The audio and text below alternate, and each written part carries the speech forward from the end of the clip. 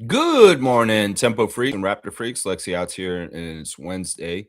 And Tempo lost to the Lynx last night at Target Center. But you know what? I'm not upset about it. And in some ways, we should be happy with progress. The last time we played the Lynx at Target Center at the end of a road trip out west, we got our asses kicked bad. In fact, it was the worst loss of the season for the Tempo. Minnesota just took things out on us. This time, we made it close. You know, they were very good. They played at a high level, but we played at a high level for a lot of the game too. And you know what? We lost within 10. And that, to me, I was telling myself with Sykes, Sabali, and Harrison out, if we can hang with the Lynx and make it close by the end of the game, it'll make me feel like this is an accomplishment because this is a good team. Minnesota's very, very good. You see it with Collier back. You see it with Miles in her fancy play. You see it with the underrated, understated Natasha Howard. You see it with the feisty competitiveness and the crazy shooting and stealing of Kayla McBride. This team is very good.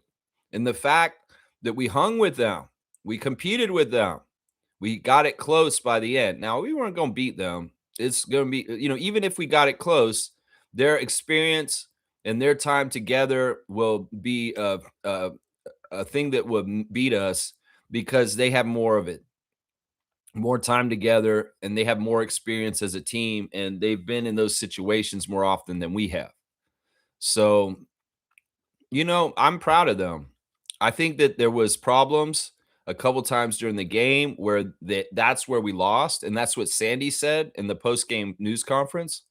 The beginning of the second, the beginning of the third, those 2 quarters were when we did not play well, and we caused a lot of turnovers for ourselves, and we didn't keep up with scoring, and that's where margins were increased for the Lynx over us. And then we'd have to try and catch up. There were periods of time where we went on runs and we did really well catching up. In fact, in the fourth quarter, there was an outstanding run that got us within actually striking distance of being able to possibly steal the game. But this is the thing. You're playing against such a high level franchise and such a high level roster and a high level coach. They're not going to make very many mistakes to allow you that opportunity to steal one from them. They're going to figure it out. I mean, you can see it in the competitiveness of some of their players, Williams, Miles, McBride. These are very competitive people, and they're not wasting their lives just playing in the WNBA just for fun. They're out there to win. And we're like that too. And in some ways, that was what was encouraging to me is, there's an excellence and a competitiveness to the Minnesota Lynx that if you don't match it, you're getting blown out of the water. And we matched it. We did pretty good. We were looking eye to eye with them for a lot of the game. The first quarter was fantastic. We really were punching blows back and forth with them. In fact, we had a lead most of the first quarter. But in the second, it went really bad at the beginning of the second quarter. And then from there on, the Lynx were leading for the rest of the game. But I'm proud of the comeback they tried to make in the fourth. And these are building blocks. This is progress. This is showing a team progressing as an expansion team to get more gelling, more understanding of each other, and more better levels to compete to go against the top teams in the league, including the top team in the league, the Minnesota Lynx. And well, we get a chance to improve off of last night's performance tomorrow night at Scotiabank Arena. Yeah, in Toronto. Yeah. Yes. I mean, look, this is a loss, but to me, in a lot of ways, this is a win in the right ways for the expansion franchise Toronto Tempo. This is a win in some ways. Because look, if they got blown out by 20 or 30 again, I'd be like, yeah, expected that. But losing by what was it, like 8? They lost by 7. They lost by 7. That's good. They put 93 points on one of the best defenses in the league. They're no joke. They got inside present. They got outside stealers. and they are a defensive-minded team along with the offensive side of things. So they're just a nasty team to play in general. I think in some ways we have their respect. I'll bet when the Lynx plays other teams, they probably have grudge matches and they're maybe a little bit uglier, a little bit more physical, a little bit more crazy, like teams like the Liberty and the Aces. Yeah. Yeah, I'll bet those games are frecases. But in some ways, maybe they're like, this is more fun. We don't take this tempo as seriously, but we still have to beat them. And you know what? Actually, tempo, wow, you guys are impressing us. You guys are coming out here hitting threes on us all of a sudden. Wow. Okay. Some of y'all's rookies are actually doing some big things against us. That's the thing. We got to understand. Toronto Tempo played 4 rookies in the first 6 minutes of the game last night. 4 rookies. Not just one rookie like Olivia Miles. 4 rookies. Kiki Rice, Maria Conde, Laura Yesqueda, and Tiani Key. Yeah, 4 rookies out there playing. And, we only played 7 players yesterday. We only played 7 players. We had a short rotation, or no, 8. We played 8, and 4 of them were rookies. 4 of them were rookies. Half of the team was rookies going against them. In some ways, that's impressive in itself, right there. Is we're so young. We're half of our team was rookies last night, and our team is in its first year and has barely played 20 games. Has not even played 20 games yet. I don't think they have played 20 games. Have they? Yeah, they played 20 games. They played 20 games. Yeah, what? They're 10 and 17. So they played almost 30 games. Yeah. So I think that's pretty good. That's pretty good. That's the Lynx. That's Cheryl Reeve. That's Nafisa Collier. Yeah. Yeah. I'm not upset about this. In fact, today I'm gonna give them 5 stars instead of 3 because I feel like there was excellence in the team beyond the 3 stars for the normal thing I do if they lose only 3 stars. I'm gonna give them 5 today because I feel like they deserve it. All right, Trevor J, we'll start with your words of wisdom real quick. Positive thinking can change your life. It can help you stay calm during difficult times and give you the strength, give you the strength to keep moving forward. Every problem has a solution if you believe in yourself. Yeah. Look, some of the solutions aren't the best ideal outcome, but sometimes with the situation that you're put into, you've got to make concessions or allocations or allow for the best possible outcome for the situation, even if it's not good still. There's certain levels of, once again, this interacts with what you can and can't control. This interacts with that. Sometimes the big event, the thing that happens, you cannot control, but you can react. You can react to it. You can control that. You can control how you react to it. That's the thing. That's the thing. That's where a lot of power and autonomy and freedom lies, is in the choice of how you react. In some ways, there's like things are going to happen. Like, windstorm can come through and blow a tree down in your yard. And you can't control that, but you can control how you react, and what you do about it, you know. Yeah, it's a really good life skill to be able to analyze things in the moment, come up with a plan that's best fits your needs and wants, and you know exactly what you can control and you can't, and you act in what you can control.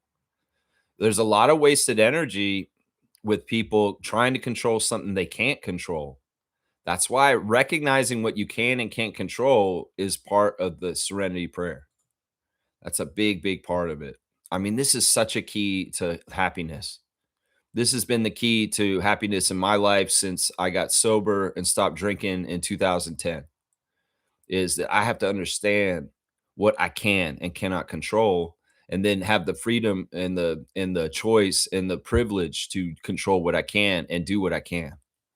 So yeah, this is something, tough times are going to come, and it'll test your mettle, test your strength, test your disposition. And it's up to you what you control yourself in those situations. It's up to you. Just because somebody did you wrong doesn't mean you need to go out and do more wrongs. back the other way. In some ways, you can take a wrong that's done to you and turn it into a big right if you're really smart about controlling what you can and cannot control. Yeah, blessings to the Jones family and all the Rap Freak families. Thank you, Trevor. I appreciate that words of wisdom.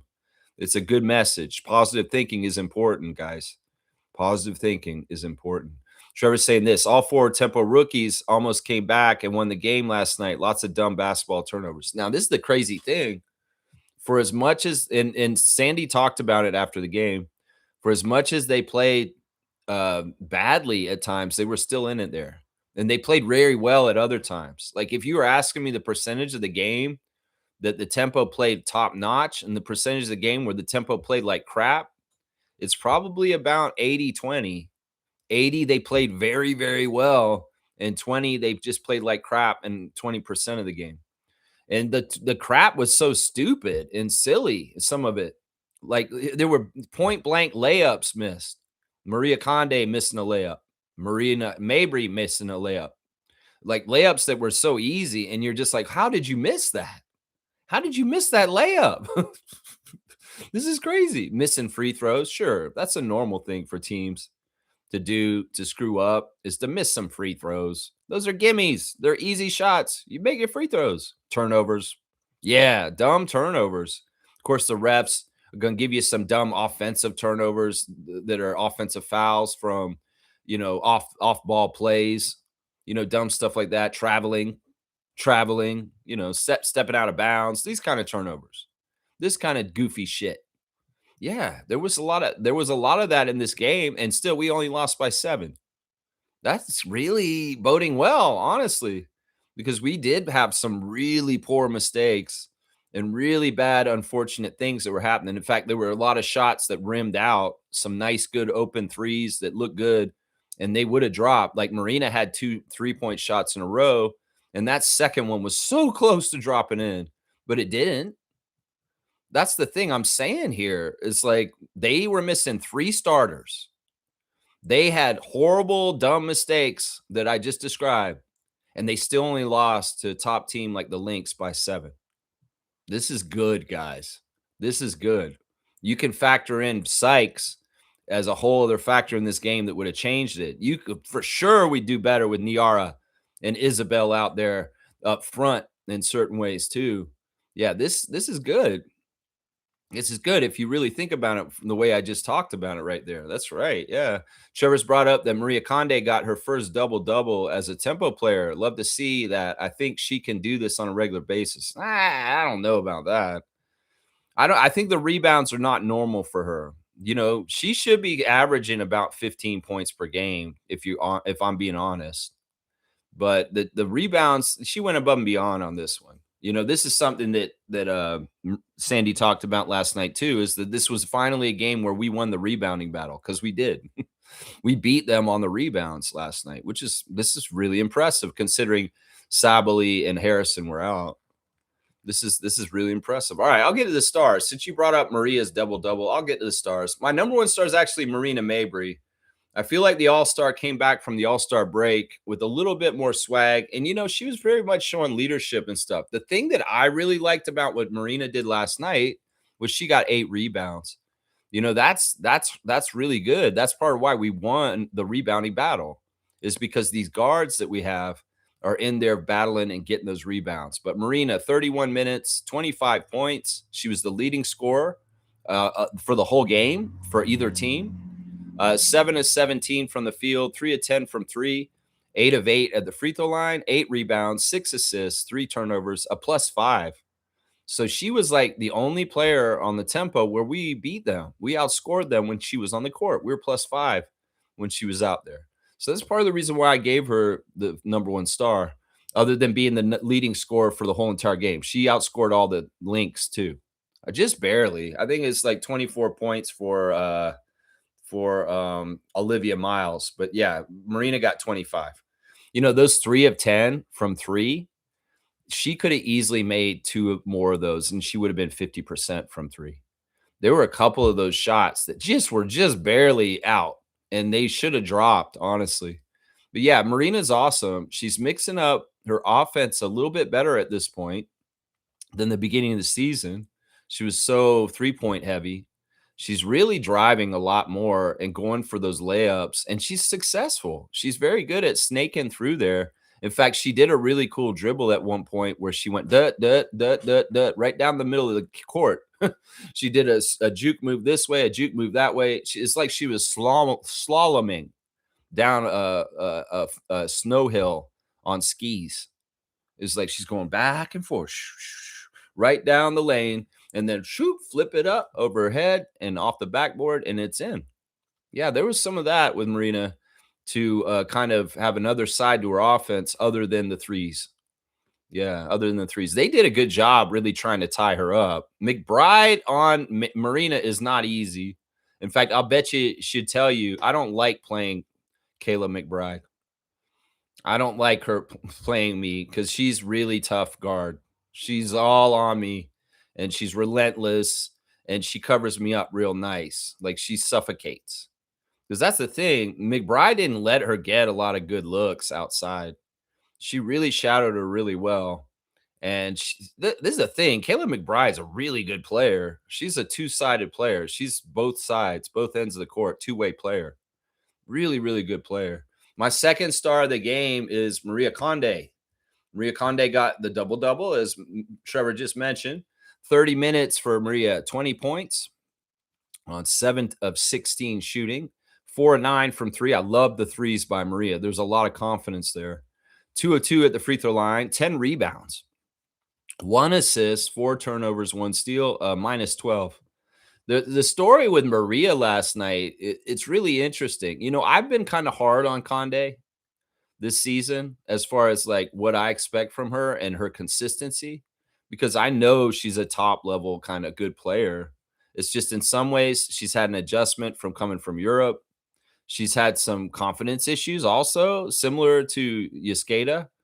And there's also, you know, there's a whole kind of awkwardness in some ways with them in adjusting to WNBA. The thing that happened with Conde last night was she got punched in the face, literally twice. She got punched in the face by Kayla McBride in the first quarter on a play, and they called a turnover on her, and she was pissed, and she's yelling at the ref. You say, how is this on me? I'm hitting the face. You don't see this? I'm hitting the face. You don't see this, ref? What's going on, Ashley Gloss? Well, and then there was a play in the lane where the Lynx had the ball, and Nafisa Collier was coming in the lane, and she brought her hand up and slapped Conde in the face, coming back into her with her back to the basket. And once again, Maria was on the ground holding her nose, and it looked like she was about to cry because it hurt so bad. They went to go review it. They went to go look at it. RJ Johnson, Gerda Gatling, Ashley Gloss. And they decided still that it was a foul on Conde. And it wasn't a foul on Collier, even though Conde was the one who got struck in the face. That's deflating. That kind of shit will piss you off. Because literally, she's gotten smacked in the face twice in the first quarter, and already both those were fouls on her. Isn't that ridiculous in some ways? I mean, in some ways, that is the bias, but does she hold her head? Does she get all pissed off? No, she keeps playing. And she gets pissed, and she gets out there, and she gets rebounds. She goes and bees a spark plug of pushing the ball up the court really fast. She goes in there and bees a person in between with connecting the passes in the offense and keeping the ball moving around. No, she didn't take time to feel sorry for herself. And she didn't whine and complain because the refs were obviously biased and not fucking respecting her face. No, she put in a good effort and she rose to the occasion and she kept playing. When she started hitting those threes, I was very proud of her because I was like, she could have easily hung her head and been pissed off at getting hit in the face, in the nose 2 times and getting no respect for it. So big ups to Maria Conde. I appreciated that about you last night. And I saw something about you as a competitor that I have a lot of respect for. I'm going to say that right now.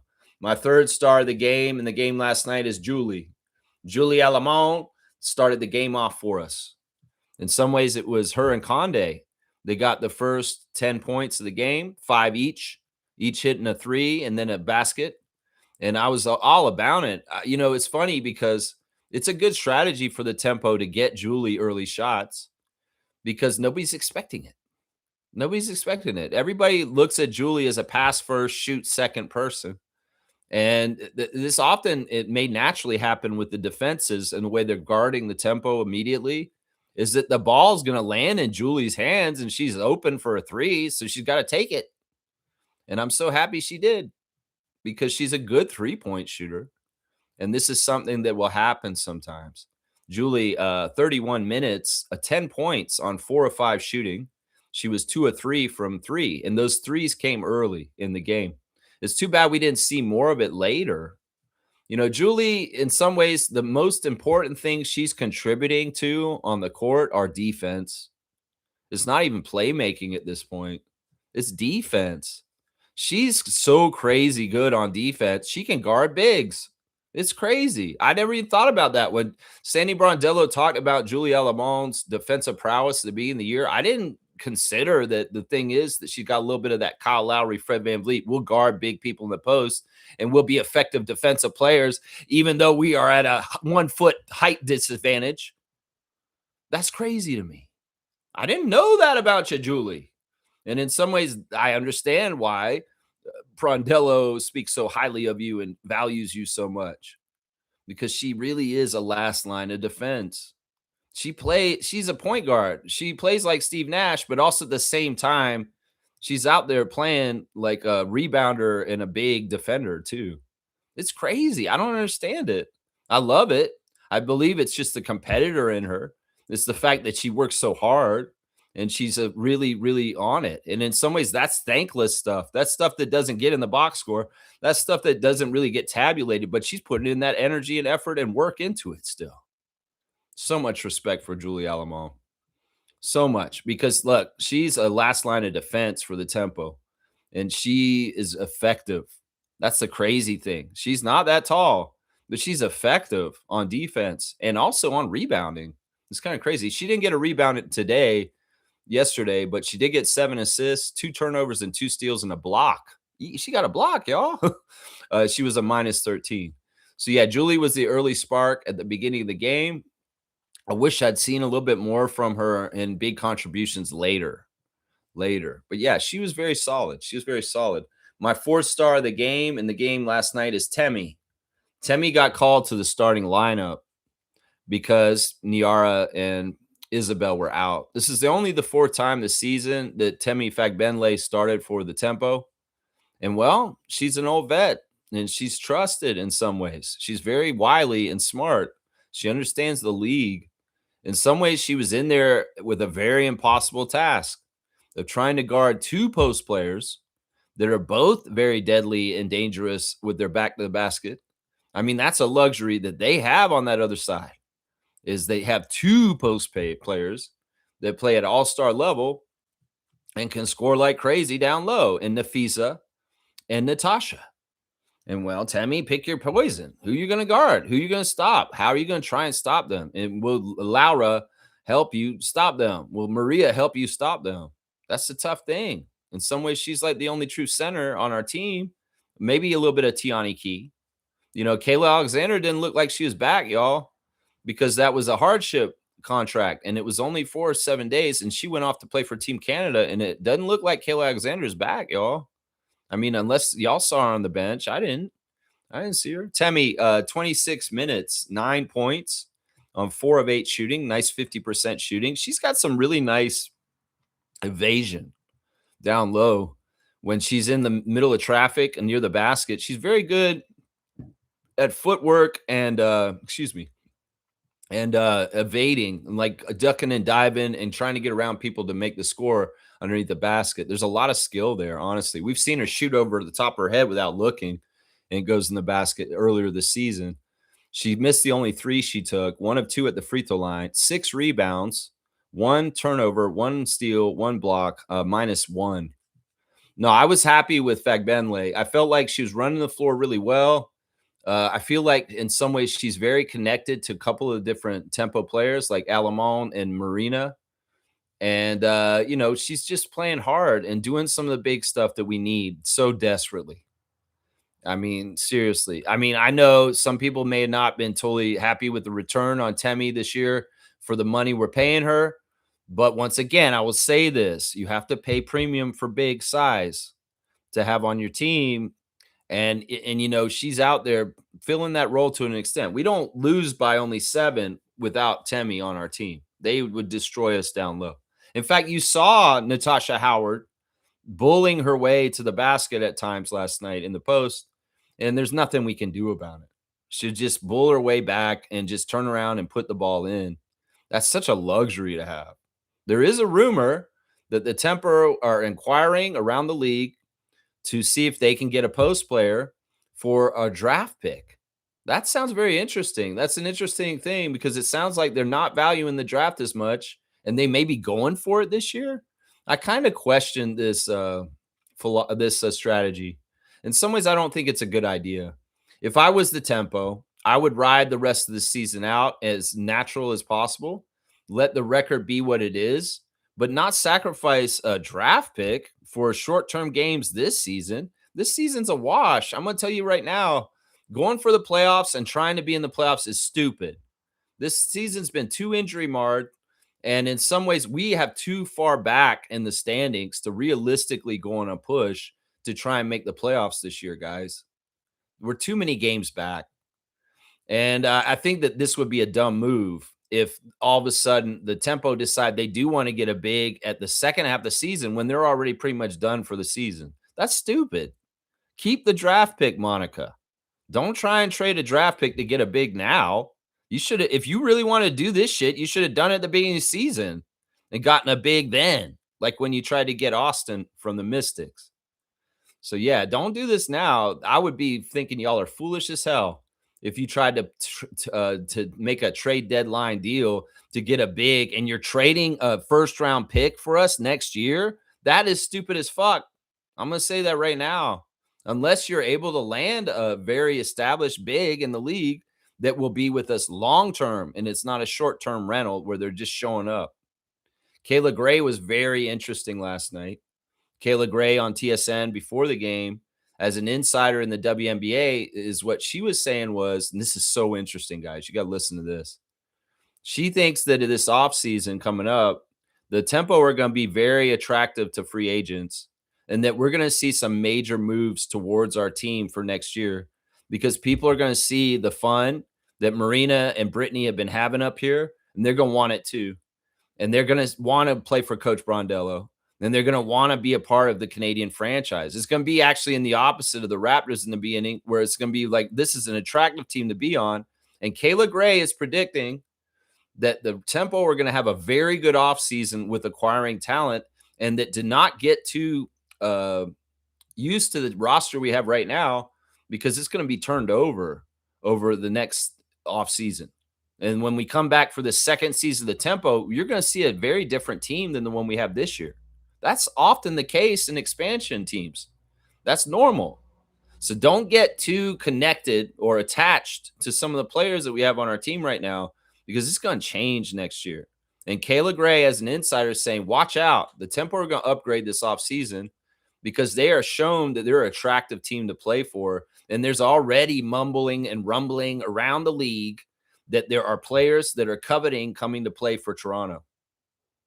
Yeah, that was very interesting what Kayla was saying last night in the pregame show. Very, very interesting. My fourth star of the game, I think fourth or fifth. Is it fifth? Fifth. My fifth star of the game is Yaskeda. I was so pissed at Laura at stretches of the game because she was playing so sloppy. She was playing so reckless and just looking horrible out there for a while. But then there's periods of times where she looks absolutely amazing.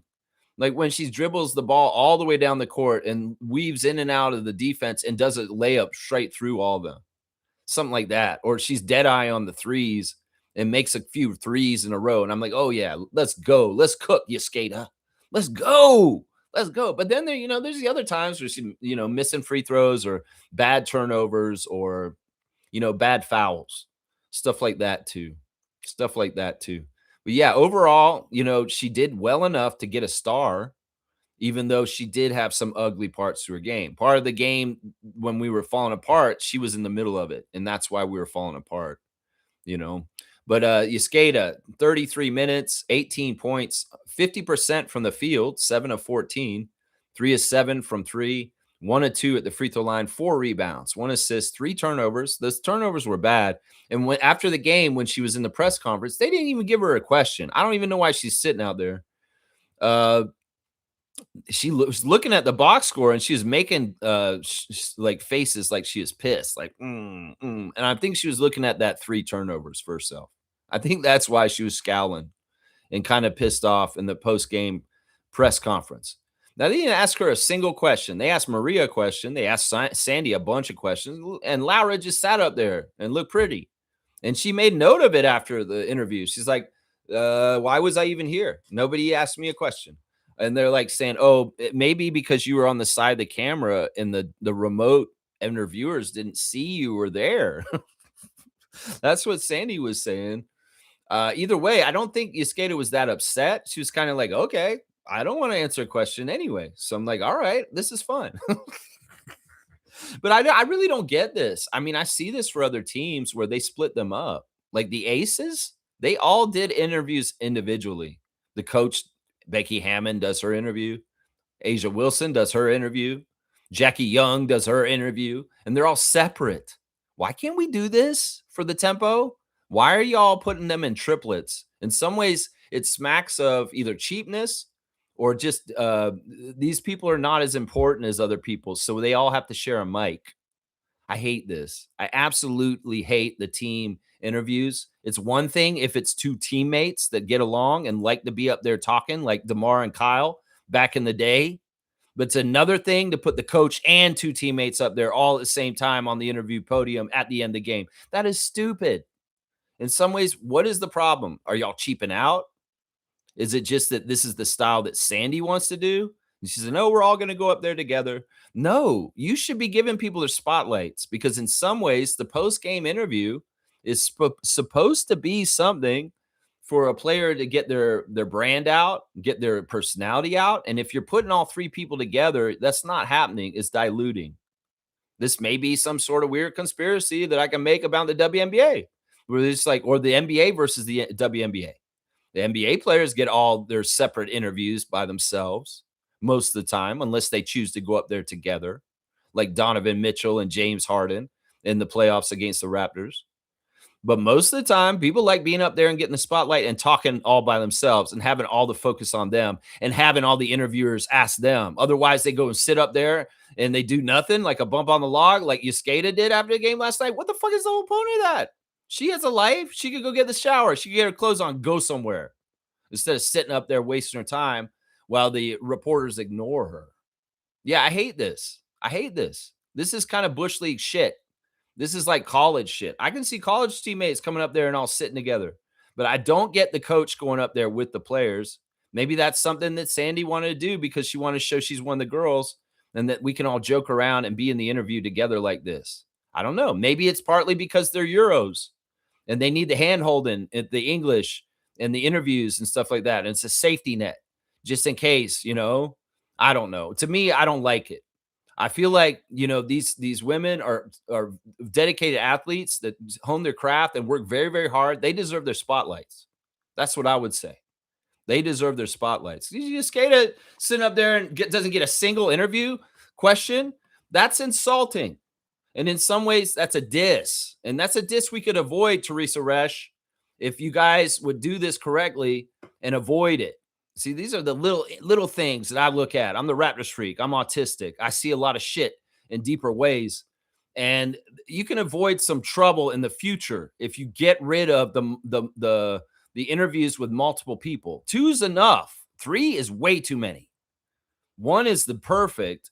2 is okay. 3 is way too many. You shouldn't have 3 people at the podium altogether. I'm sorry. Because there's always going to be somebody sitting there. You're going to have Marina twirling her hair, looking over the side and being like, and Sandy's getting all the questions in the middle.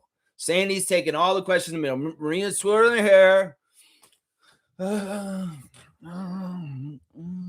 And Sandy's taking all the questions in the middle. Like, why do you do this? Why are we doing this? Where's Jennifer Quinn? She don't work for y'all? She don't work for Tempo. She worked for Raptors. She don't work for y'all. Oh, okay, I get it. She'd get this shit organized if she was working for y'all. Who's your person that's Jennifer Quinn? Yeah. Does Sophie Dumont make y'all go all do it itself?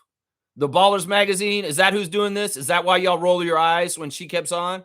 Yeah, that's funny. I'm noticing that some people don't like Sophie Dumont in her little Ballers magazine. Hi, Sophie Dumont, Ballers magazine. Sandy, I want to ask you about the game in the fourth quarter. And Laura's looking over at Maria, and Sandy's sitting in the middle, and Laura's kind of smiling when they hear her start her question.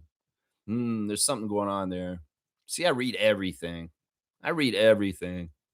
Yeah, who the fuck is putting them up to being on 3-person podiums? Seriously, that's what I want to know. All right, let's go through the rest of them on the box score real quick. The all starters were my 5 stars. We'll give an honorable mention to Tiani Key. I felt like Key, this is an interesting thing with Tiani. Tiani has been used in interesting ways this whole season. In some ways, I'm annoyed because they could have made her one of the developmental players the way they're playing her. They've sat her so much this year. Why didn't you where's this management here, Monica Wright Rogers and Sandy? Where's the connection and the communication? If Sandy told you, well, with Key, I'm not sure how much we're going to play her. We might as well just keep her regular contract and not on a development contract. Because I may play her a lot, but you're not. You're benching her and DMPing her a lot this season, but she got in early last night, and I'm glad she did. In some ways, she was the foil for Dorka. That's something I've noticed, that Tiani gets in the game early if there's a long arm monster on the other side. If it's Cameron Brink, if it's Dewana Bonner, if it's Dorka Juhas, then Tiani Key's getting her number 7 called in the game a little earlier, or getting into the game with, because she doesn't play some games too. And it's a foil. It's a foil for the long arms. But the thing is, you put her out there for a second, Sandy, and I see the glimpses of brilliance and the things that Tiani Key can become. I see the possibilities, and I'm like, wow, there's some good stuff here. And I know she's a rookie. We just got her. She's second round, but she's got so much potential. And I know y'all don't want to drop the ball on building her up and building her into the best, absolute best WNBA player she can be. But y'all need to start scratching more of the surface on her, because there's a lot more there than you guys understand. There's an offensive potential there that needs to get developed. She's very good defensively too. She holds her own in there. Now, obviously, she needs some more weight training and to maybe bulk up a little bit more and get stronger. But there's so much to like about Tiani Key. And when you do put her out there earlier and she gets some real run, like 16 minutes last night, we can see the potentials more and more. And she needs this time. So I was very happy with her. I felt like she did some very key things in the middle of the game that really helped us. 16 minutes, 4 points, 2 of 4 from the field. She missed the only 3 she took. Now, I've noticed she's a really good corner 3 shooter. That's her spot, is in the corners. She took a elbow 3 in the wing on the top, and that didn't look as good. That's the one she missed there. She had 3 rebounds, no turnovers, 2 steals, and 2 blocks, and was a -8. Yeah, the blocks were fantastic, and the steals too. So she's very defensive minded, and she's a defensive spark plug. She's doing some good stuff to get turnovers and get us going. So we need to see Key more. And her baskets were tough. She got one offensive putback from a rebound, and she was working in traffic and getting stuff done then too. So yeah, I don't know exactly why y'all have managed Tiani Key the way you have this year. In some ways, I feel like y'all could have gotten away with her being on one of the developmental contracts, and you could have fleshed out the roster a little better than this. I really am starting to question our front office already, because I feel like I can see so many logical things they could be doing better, especially if they're gonna hold Key out so much like this throughout the whole season. Maybe she's played way more games than the developmental limit, but it seems like the way she hasn't been playing is like, well, you could have probably done it on this, and you could have had somebody else on a regular contract used every day. I don't know. Either way, Tiani, I'm really happy is on the tempo, and I really am anticipating good things for her in her career. I really am, really am. Kia Nurse got out there for 14 minutes and got a 3. It was always nice to see Kia for 3. She's a solid vet, and in some ways, she's just a good bench piece for us to have with knowledge and tenacity. That's right. Yeah, 3 points on 1 of 3 shooting, 1 of 2 from 3, 2 rebounds, 3 assists, 0 turnovers, and 1 steal, a -2. She's solid. She's a solid backup. There's nothing wrong with Kia Nurse being on the Toronto Tempo. She's a very helpful, useful player. And everybody who disses her or says this or that, I'm starting to believe that there's bots out there that will go after Canadian players on Canadian teams. And that's what this is. Everybody who's so hateful towards Kia Nurse being on Toronto Tempo, in some ways, I feel like you're Americans that hate Canadian things and good Canadian heritage moments. That's what I feel like. If you are a Canadian person that hates Kia Nurse being on the tempo, get over yourself. You're an idiot. And this is for culture. And this is for very good reasons. So, yeah, I'm a little protective of Kia Nurse, just like I am for RJ Barrett. I really am, because I see a lot of this energy out there on social media, which I don't think is absolutely authentic. I think it's manufactured bot wise, and it's by people that are hateful towards basketball in Canada, basketball players that play for a Canadian team, that especially if they're Canadian. And it may very well be some sort of weird campaign to tarnish RJ Barrett and Kia Nurse's names as Canadians who love playing for Canadian teams. And that joy and that passion and that happiness has to be rained on by stupid ass bots or dumbass fans that think that they know better and they're smart about basketball, but they do not understand intangibles. They do not understand the importance of having Canadians on our Canadian teams. Yeah. Yeah. I'll say that very plainly. All right, Kiki came back. I was so happy about that. When I heard that it was official, Kiki would be back, I knew it would happen.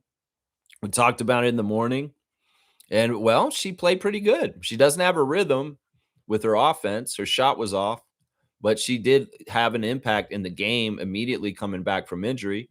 There's a little bit more order, a little bit more structure to our team, a little bit more control with Kiki Rice out there. That's the factor you can see, right? In some ways, I would say that we don't lose by less than 10 to the Lynx without Kiki back last night. Maybe we actually get blown out and it's a 20-point loss without Kiki Rice out there last night. She's just a steadying force. In some ways, she's a rock. She's literally very tenacious and powerful and strong. She was awesome. So 17 minutes for Kiki. She only got 4 points on 1 of 6 shooting. She just doesn't have her shot back yet. She'll get it back. And Sandy was saying after the game, she wanted Kiki to shoot even more. 0 for 2 from 3, 2 of 3 at the free throw line, 3 rebounds, 4 assists, 2 turnovers, and even on the plus minus. Yeah, it's just a tune-up, get back into the flow. Don't expect huge things from her. In some ways, there was a nice moment on the court between Olivia Miles and Kiki Rice. I saw Olivia basically tell Kiki, "I'm so happy you're back," and patted her on the back. And Kiki was smiling a lot last night. I think it's just like a fish in water. She's just in her element when she's on a basketball court, and she's happiest there. And it's so happy to see her boyfriend, Kason Wallace, very much celebrating Kiki's return to the court and being so proud and happy over. And yeah, it's something you got to not take for granted. Being on a basketball court, playing for the WNBA, playing for the NBA is a privilege, and it's something that you cannot take for granted, because there's so many different things can happen in your life that can mess things up. And Kiki Rice got that scare this year and that time away to have an appreciation for it all. So I'm expecting big things from Kiki. In some ways, me saying that we can't make the playoffs, well, Kiki Rice may be the person that can change that, in my opinion, depending on how quick she bounces back from her injury and how quick she can get in a rhythm and how quick she can help the tempo get back on track in the right way with W's coming. Because this month has been abysmal. This month has been horrible. 1-7 for the month of July for the Toronto Tempo right now. It's no good. And honestly, we're on the short end of the season. This season is like 3/4 over. Seriously, there's not a whole lot of the season left. It seems like there is, but there really isn't. There's the month of August, and then there's a week or so in September, and that's it. That is it. So the runway to catch up in the standings to try and catch the Mystics at the 8th spot is not easy because there's a separation. Once again, there's a lot of games back for us, but Kiki Rice could be that factor. The other thing that's going to hurt us for this is that most of our games are on the road for the rest of the season. We played so many games at home this past month, and we had one of the worst month. We had the worst month of the season, and we played all our games at home this month. It's crazy. That's like built-in sabotage. Oh, let's put the tempos, all their home games in the month of July, but it'll be really hard and they'll suck. And now they got to go on the road for the rest of the season. I mean, we have 2 games at Scotiabank Arena, including the game tomorrow, and then one against Caitlin Clark and the Indiana Fever. And then we don't have any games at Coca-Cola really until September. So the chances to see the Toronto Tempo at home in Toronto are few. I think there's only 4 home games left, 2 at Scotia and 2 at Coca-Cola. Then we got 1 home game out in Vancouver, actually 2 home games out in Vancouver, but they're not really home games in Toronto. They're Vancouver games against Aces and Portland Fire. And then we got a bunch of West Coast road trip. I mean, after we finish with the Lynx, we go immediately out to San Francisco and play the Valkyries for 2 games in their arena. So it's not going to be any easier. All the games we have left are against top teams, and trying to make the playoffs at this stage of the season with our record and how many games back and what the schedule looks like coming up, it don't look good right now. And that's why the whole idea of trying to get a big right now before the trade deadline and sacrificing a very valuable pick. This is the thing. We're going to lose like this. We deserve to get that high pick next year. That's the thing. We're naturally bad. We're not tanking. We're trying. We're playing hard. But if we're going to be bad like this, we deserve to get that high pick. Why the hell would we trade it? That's in some ways, if that rumor is true about trading our draft pick next year to try and get a big right now, I would say that's foolish as fuck and short-sighted and really, really bad strategy is what I would say. I'm going to go look at the other side and give out some roses to the Lynx and what they were able to do last night. Olivia Miles is a phenom. She is amazing. You see that little pass between her legs? Did you see her pass the ball between – somebody passed the ball between Yaskeda's legs at one point late in the game. In some ways, Olivia Miles is like got a little bit of Harlem Globetrotter in her. She is a show woman. She can get out there and put on a show. And man, her shooting was on point in this game too. The first time we played them, her shooting wasn't all that. And she didn't have a big offensive game. But this one, she was shooting those threes, and she's a dead eye. Like, you don't mess with her, man. You don't mess with her. All right, we're going to get an infamous 6 real quick here. Let's see. All right, let me get it on speakerphone and make sure my volume's up. Good morning, Infamous. How are you? Good morning, Lex. How are you doing? I'm mostly pretty good, man. It's a Wednesday, and I'm planning on going on maybe a little hike later. But things are going pretty good. Do you have a trivia for me today? Oh, you know I always have a trivia for you. This one I think you'll like. Okay. I'm gonna give you a reverse trivia. Oh, so what I'm gonna do is I'm gonna give you the real name of the wrestler, and can you give me his wrestling name? Okay, can you give me like 3 or 4 of these or 5 of these? Because I'll do these rapid fire. Yeah, sure. Okay, yeah. All right, go ahead. Okay, Glenn Jacobs. That's Kane. Yeah, you got it. Oh, yeah. That's the mayor in Tennessee, Kane. Yeah, I don't really like the guy in real life, but the character is really good. Franklin Roberto. Franklin Roberto? Yes. This has got to be somebody who's more recent. Is this? I can't give you the last name because it'll give it away. But the Franklin Roberto is. So you're giving me his first and middle name? I believe so. Yes. Is all right? If it's after 2005, I'm not going to do well, but I'm going to take a stab at this and just randomly say Alberto Del Rio. No. No. Okay. Well, I don't know. Who is this one? But it's Franklin Roberto Lashley. Oh yeah, see, I'm not gonna do anything after 2005. I don't know. I don't know any of the wrestlers. Like Bobby Lashley's after that. So Okay, I got you. I got you. A good one for you. okay, You'll probably get this one. Phil Brooks. Phil Brooks. Phil Phil Brooks. Is this recent too? No, this is an old wrestler. This is an old. Well, he's pretty old. Phil He's from Brooks. he's from Yeah, the I think Attitude I'm Era. stumped on this one. I don't remember anybody having the name Phil Brooks in wrestling. CM Punk. See, he's too recent. This is all after He's the 2005. Yeah, CM Punk's after 2005. He's not a recent guy. I didn't okay. study any of the wrestlers after 2005. It's basically uh the last couple wrestlers that I know about are Brock Lesnar, Randy Orton, Mhm. and John Cena. And they were in that famous OVW, Shelton Benjamin. But Okay. everybody after that, I don't know nothing about AJ Styles, CM Punk, Bobby Lashley, Big Kaz, and Enzo. I don't know anything about any of these wrestlers. I got an old one for you. Here's a good one. Okay. James Morris. James James Morris. James Morris. Or Morse. James Morris, like M O Yeah, R this R. is Morris. James Morris. This is an old wrestler. Yeah, this is old. I mean, Okay. real old. I would say that is man, I'm not even sure. I'm so good at this, honestly, because I did a whole wrestling trivia on this kind of stuff. And I actually know a Mhm. lot of the wrestlers' real names, but I'm blanking on this one too. You're finding a couple of spots where I'm not doing so well. This must be really, really old. Who is it? This Hillbilly Jim.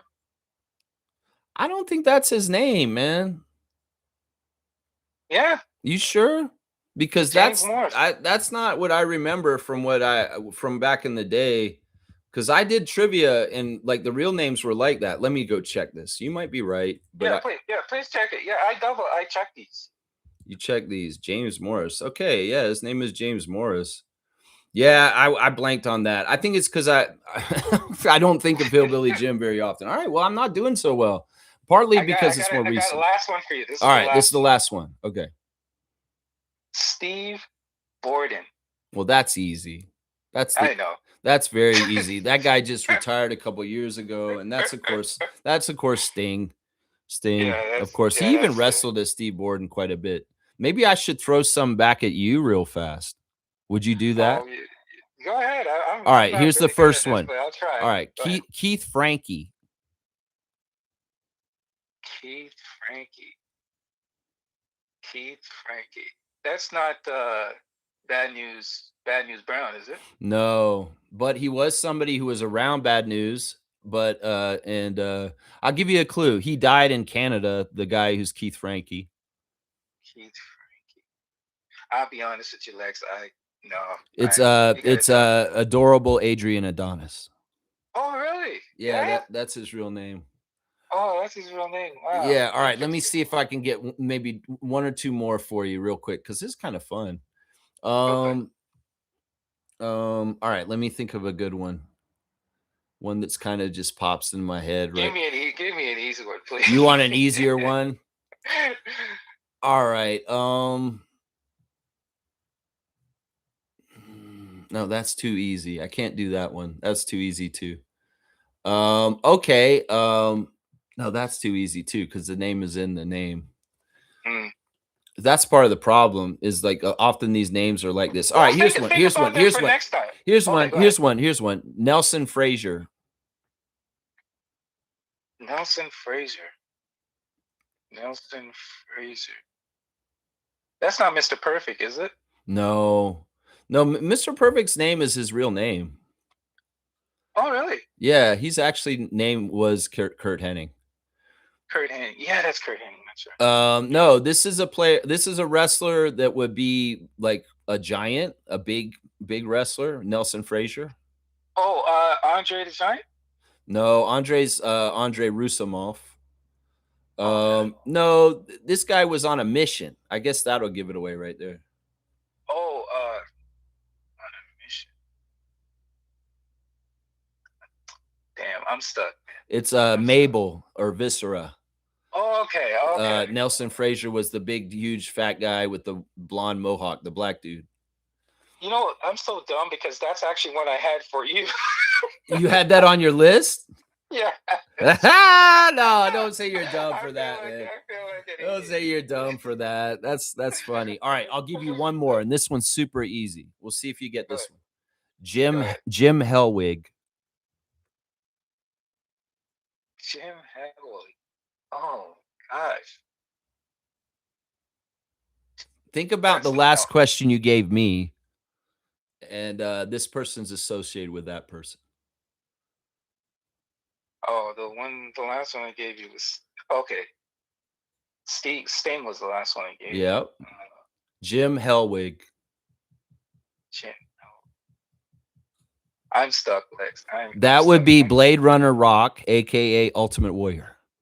No. Oh my gosh, I should have known that. See, Yeah, and I'm they bad, came but in I'm horrible together, with right? names. It was Blade Runner Sting, Blade Runner Rock, Right. and Yeah. they were both power lifters from California that were You are discovered. good.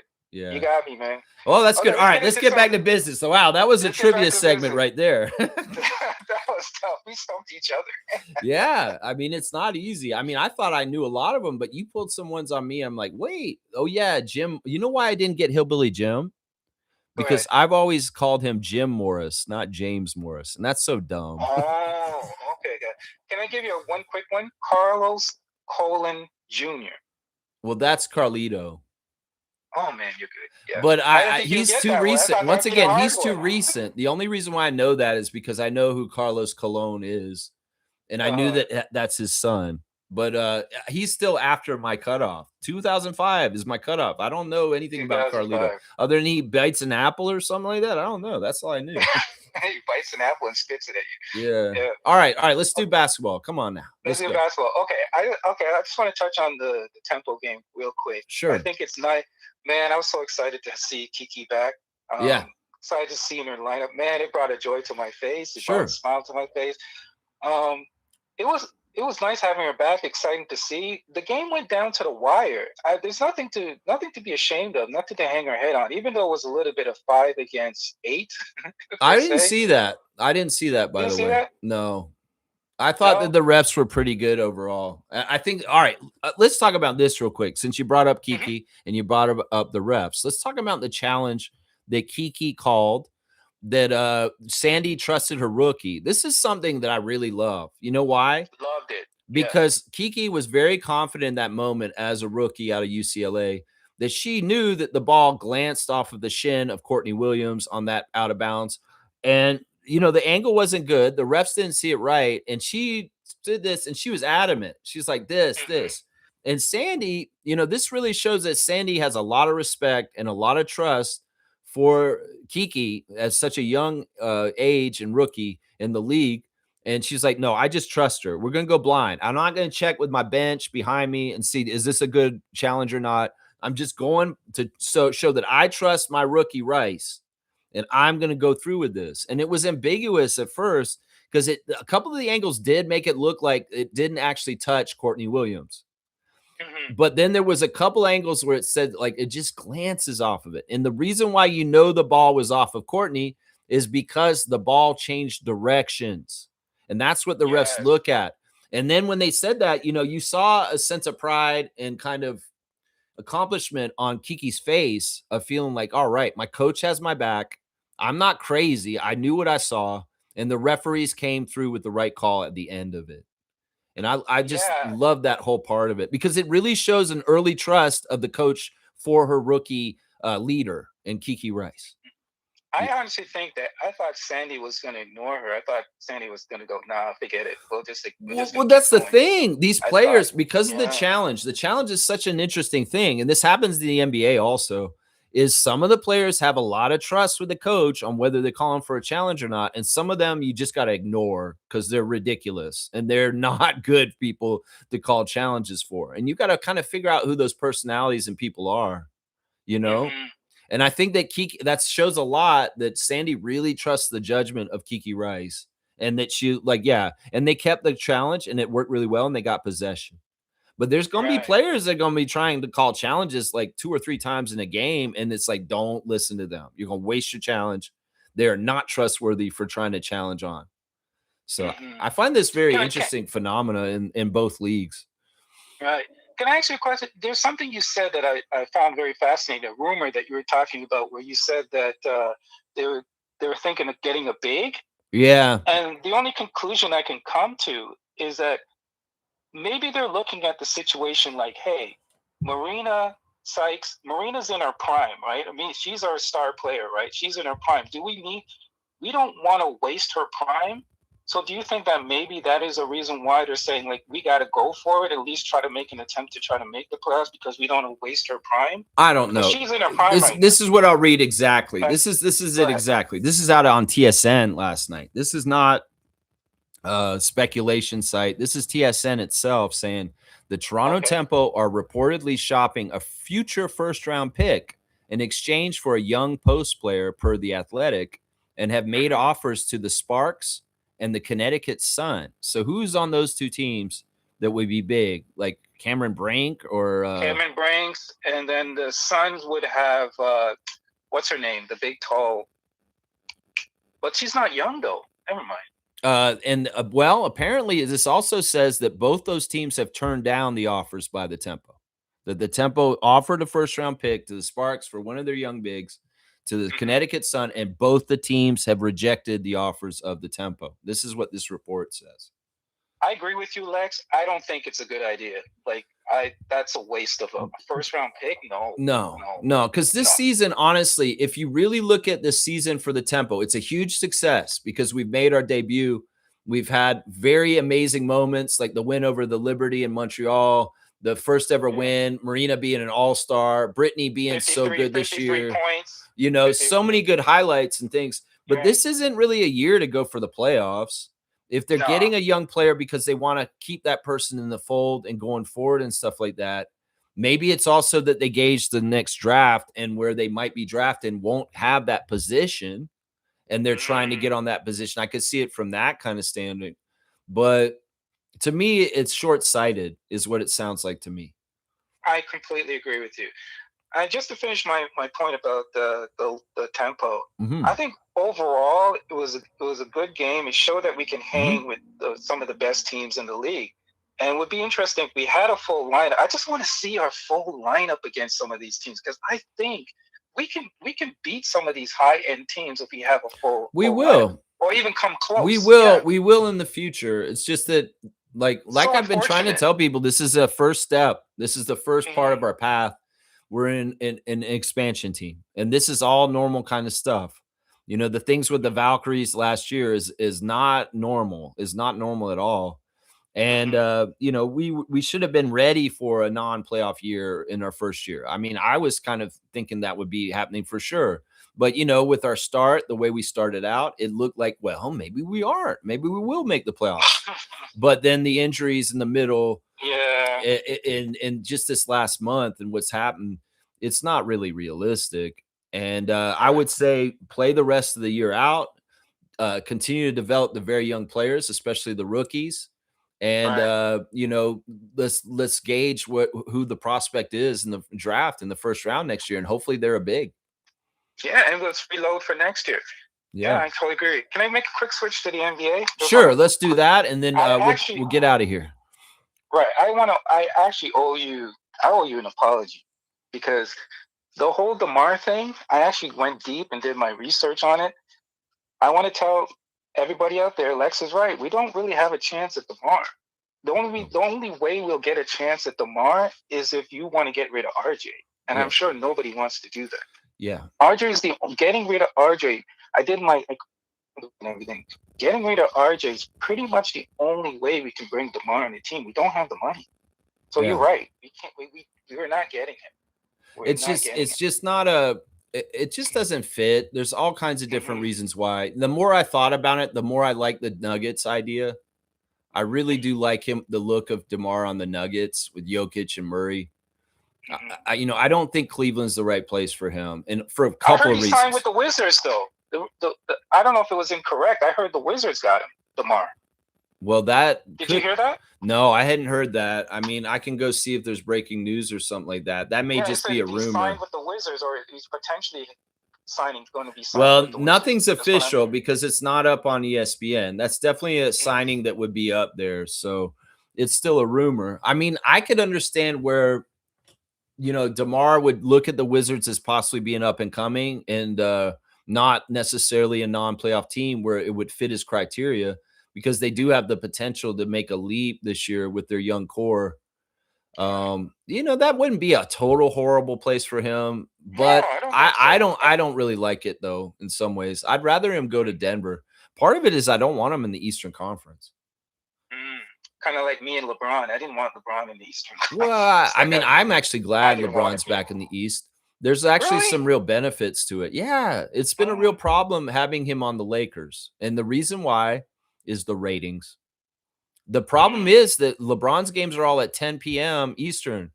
And because of that, Adam Silver has never really liked that, because it really hurts the ratings and the people that watch the NBA. With LeBron at the Eastern time of 7 for his regular games, that's a much better thing for the product and its numbers. I get what you're saying. It's more for me. It's more of a personal reason for Yeah, me because I of know. my Raptors, Yeah, but I'm going to end on that. I'm not afraid of him anymore. This is so much further detached from the LeBronto years that we should not be worried about him like this, even though he's on Philly with the super team. Yeah. I got one more last thing Sure. for you, Lex, and I think this is a great question for you personally, because you were such a music guy. Okay. And I'm going to give you 4 names. All right. And can you give me the order of influence to this world that these 4 artists had? Okay. So that's it. I'm going to end it with that. All right. So the artist is Prince. Okay. James Brown. Okay. Tupac. Okay. Bob Marley. All right. Those 4 artists. And who? All right. Well, number 1, the most influential artist out of all those is James Brown. Because he's first. He's the one who started first. And, all of those guys in some way that you had mentioned otherwise were probably influenced by James Brown in some sort of way. Now, Bob Marley's probably next, because in some ways, Bob Marley's kind of outside of the thing. Now, if you're talking about political influence, if you're talking about musical influence, there's different things. Now, James Brown, in some ways, he's in that category with Lil Richard and Elvis Presley, as far as music royalty and somebody who had reverberations. I mean, to this day, there's still people that go to shows and impersonate James Brown and use his moves and exactly who he is. There's no Michael Jackson. There's no Prince without James Brown. So Prince is definitely influenced by James Brown. And I would even argue that Tupac is too. So James Brown, number 1, Bob Marley, number 2, Prince, number 3, and Tupac, number 4. That's a great order. And, Bob Marley's influence is deeper in some ways than James Brown, because he's like cultural and political and lifestyle influence. James Brown is an energy and a showman kind of influence. And he influenced the artistry of performance for so many years. You can switch 1 and 2. 1 and 2 are interchangeable. You're 1 and 2 Yeah, but if we're going to be centric to North America and the roots of music, James Brown is more important in some ways than Bob Marley. Because Bob Marley really is kind of, I hate to say it, on his own island. Yeah, but he has such a cultural influence I know, but it's also in the genre that he's in too. It's like it's a totally different genre in some ways. Yeah. And there's if you're going to the pathways of influence, James Brown, his fingerprints are all over so many artists. And you could get into a lot of white artists that have been absolutely influenced by James Brown, not just black artists also, But yeah, Bob Marley's very essential and important and iconic and absolutely very influential. But I'll have to be North American centric here and say it's James Brown, Bob Marley, then Prince, and then Tupac. But I cannot deny all 4 of them are icons and very culturally relevant and important. Yeah. Great. I'd love to hear what the chat thinks. So anybody in the chat, I'd love to hear. Sure, we'll put that in the chat. Anybody wants to opine on the discussion that him and I just had about musical giants, go ahead and put your opinions in there also. All right. Infamous. I appreciate you, man. Thank you for the trivia today, and thank you for the questions, and thank you for the insight. Great. Have a great day. Yeah, you too. All right, bless. Tempo. Let's go tempo. That's right. All right, we got a call today. Awesome. Infamous 6 with Infamous. Bit of work there for me with the trivia. Oh my gosh, that was tough. All right, let me finish up with the box score real quick. Olivia Miles, 24 points with 4 of 5 shooting, 6 rebounds, 8 assists, and 3 turnovers. She was really, really awesome. She's so good. Like the hype about her is absolutely true. I have a lot of respect for her. She's a lot of fun to watch.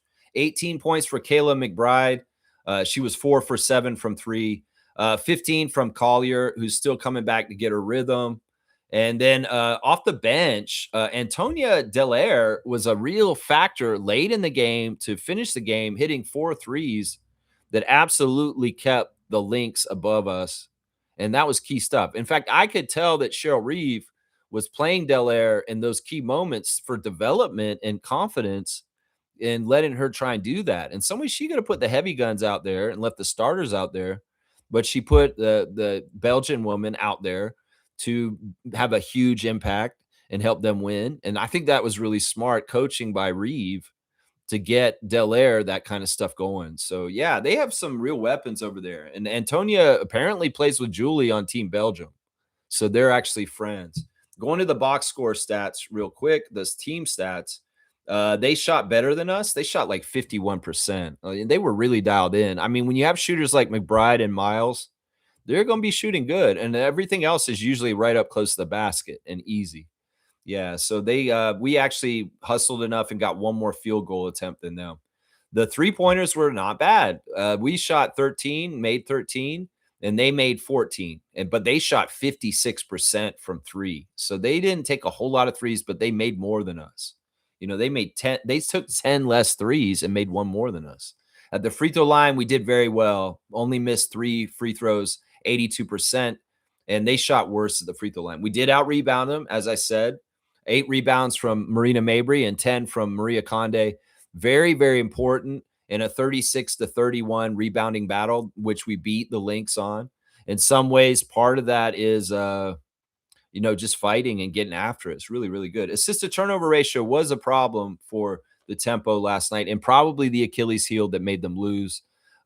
Lynx, very good. 26 assists to 11 turnovers. So very much over the 2-to-1 ratio. Meanwhile, we were 22-17, 22 assists with 17 turnovers. We still got to get that turnover total closer to 10 or 12 in games for the future, because it's too many. It's too many. The fast break points were won by them, and the points in the paint, 42-34 for the Lynx down inside. Yeah, it's a tough game, but like I said, I'm proud of them. It's nothing to hold our heads on, and there was some very important work done out there. If we're fully healthy, we'll give them even better run next time. Well, it's Thursday. It's tomorrow. We won't be fully healthy then, but we'll have to see. Maybe we'll get Isabel or Niara back too, and that would be good. That would be good. All right, let's see. Trevor's saying this. The Raptors fans want us to trade Yaka, but he's number 1 best efficiency on very tight contested baskets. Okay, yeah, this is actually the Redditor of the day. Let me go do this real quick, Trevor. Emergency Rub 2621. You're the Raptors Redditor of the day. He's a Scotty Barnes enthusiast. Yak is a rim efficiency demon, and this is put out by Stat Defender. The best efficiency field goal percentage on very tight contested shots. It's 0 to 2 feet between the shooter and the defender is Jakob Pertl. He's number 1. He's number 1 in the league, 71.2%. And on the list underneath him, Osho Ighodaro, Kelel Ware, Austin Reeves. That's surprising. Evan Mobley, Keita, Victor Wembanyama, number 7, tied with DeAndre Ayton, and Chet Holmgren and Rudy Gobert round out the top 10. This is really good stat work. This is really good stuff.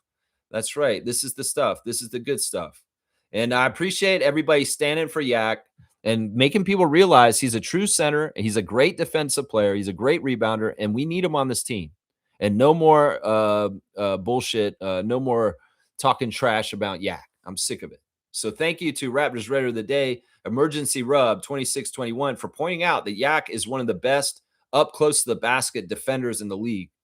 And that's that's rim protection right there. And we can see it. You see it on the court. You see it on the court. Trevor J saying this after last night, the tempo is still 10th, and nine Mystics are holding on to the 8th spot with a win over the Sun last night. Yeah, I don't know exactly what the standing is. Let me go look at it real fast, and I'll see how far back, because I've been talking about this today already. So look, all right, the Mystics actually have a winning record. They're above 500. They're 15 and 12. We are 10 and 17. We are 5 games back of them.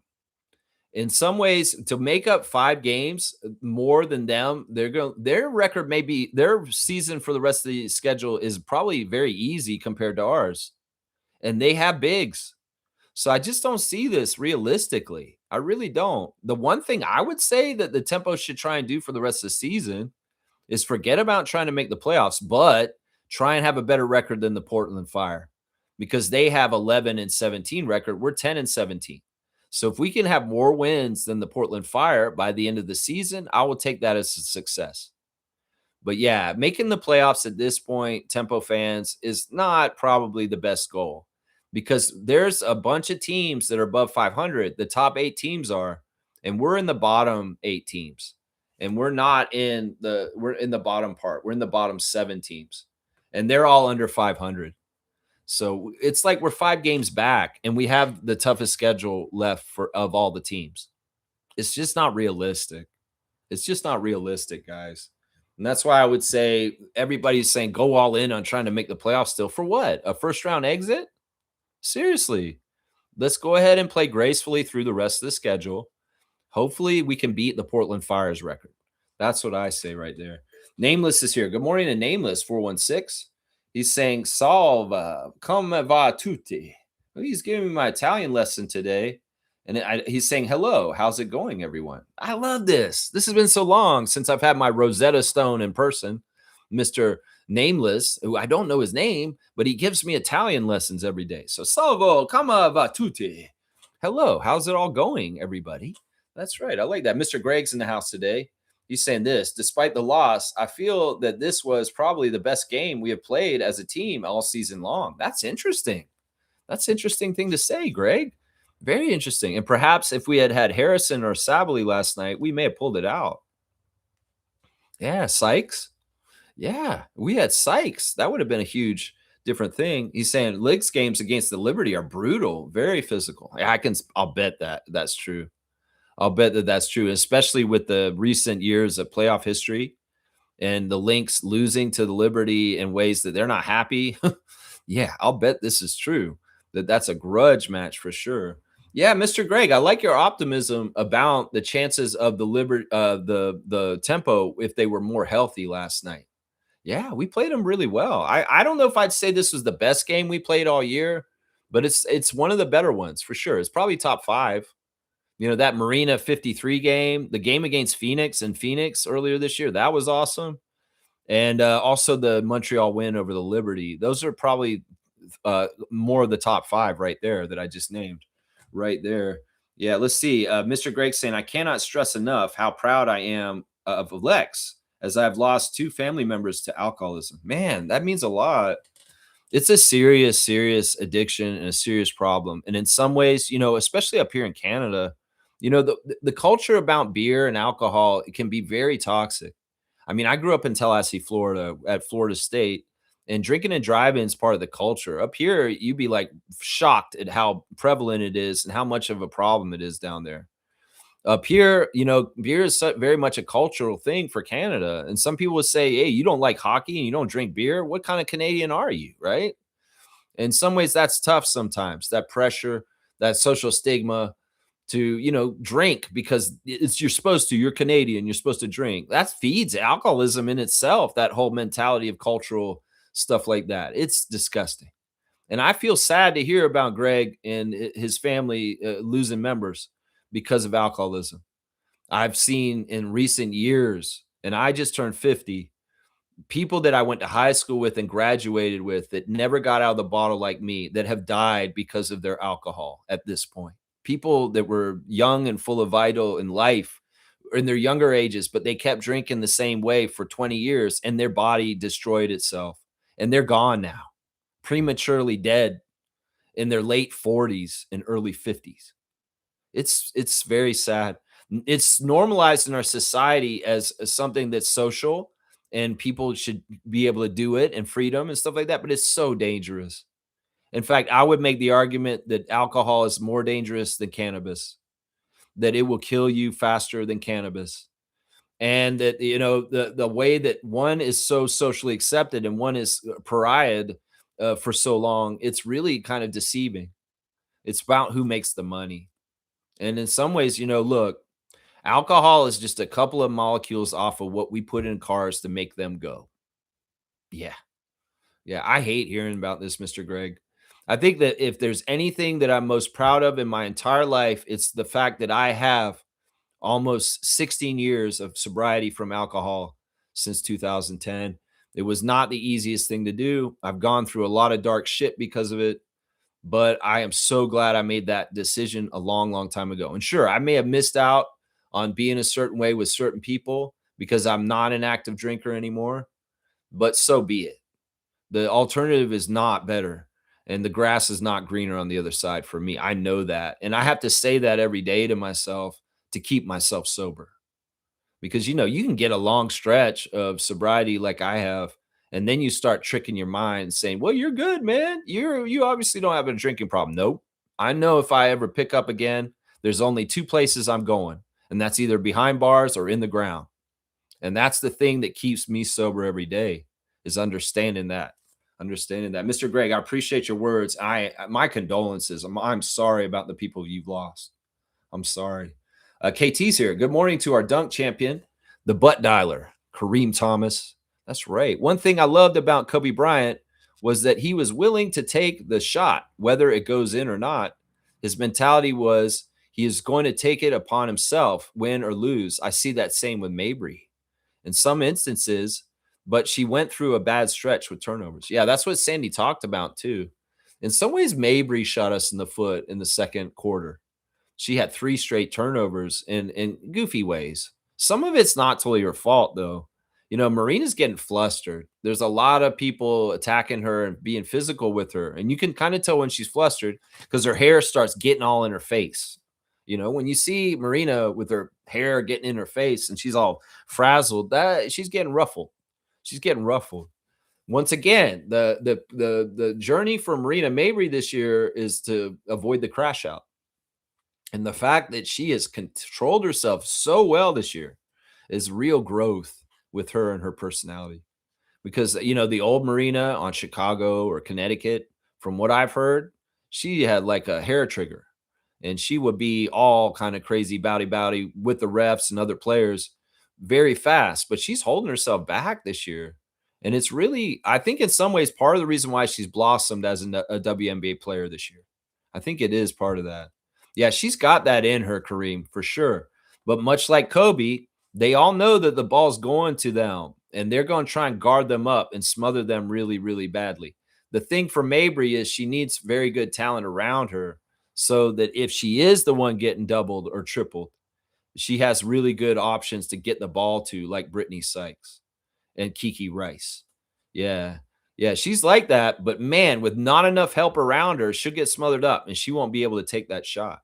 Mr. Greg saying this, Conde is second on the tempo and rebounding. Only Isabel Harrison averages more rebounds per game. Is that true? Is that true? That doesn't seem exactly right to me. I would think Sabally is up there, eh? I would. Although, actually her numbers are weird for a big. She doesn't get as many rebounds as possible. You know what? I won't dispute. I was wrong about James Morris earlier. I won't dispute what Mr. Greg's saying here. Yeah. KT saying this, alcohol will kill you in all your relationships. Thank God I seeked AA when I did.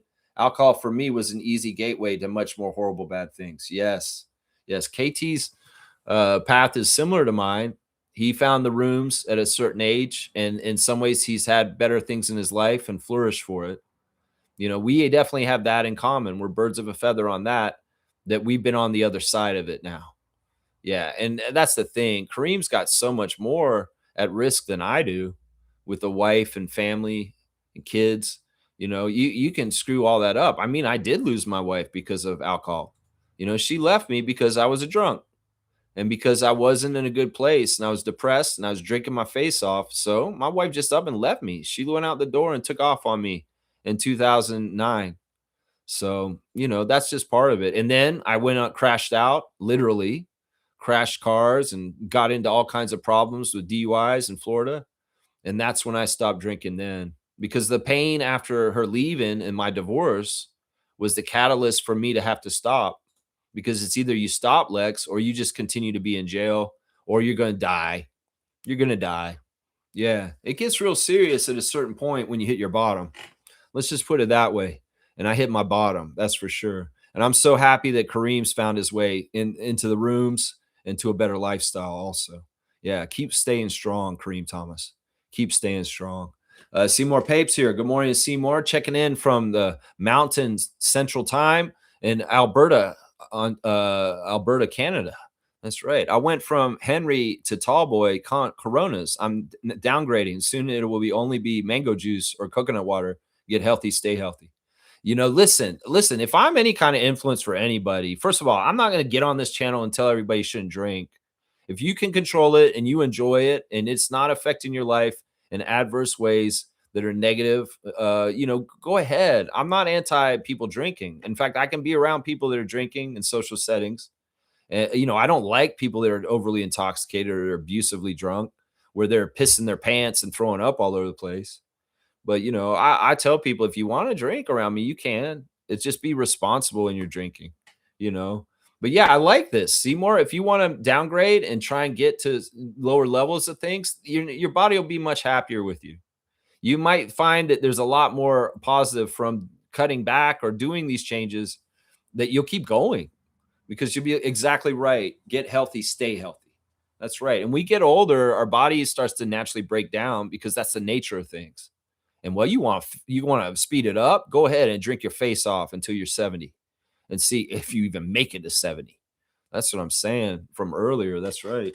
Mr. Greg saying Kayla won't be back, as it's more likely our bigs will be getting healthy shortly.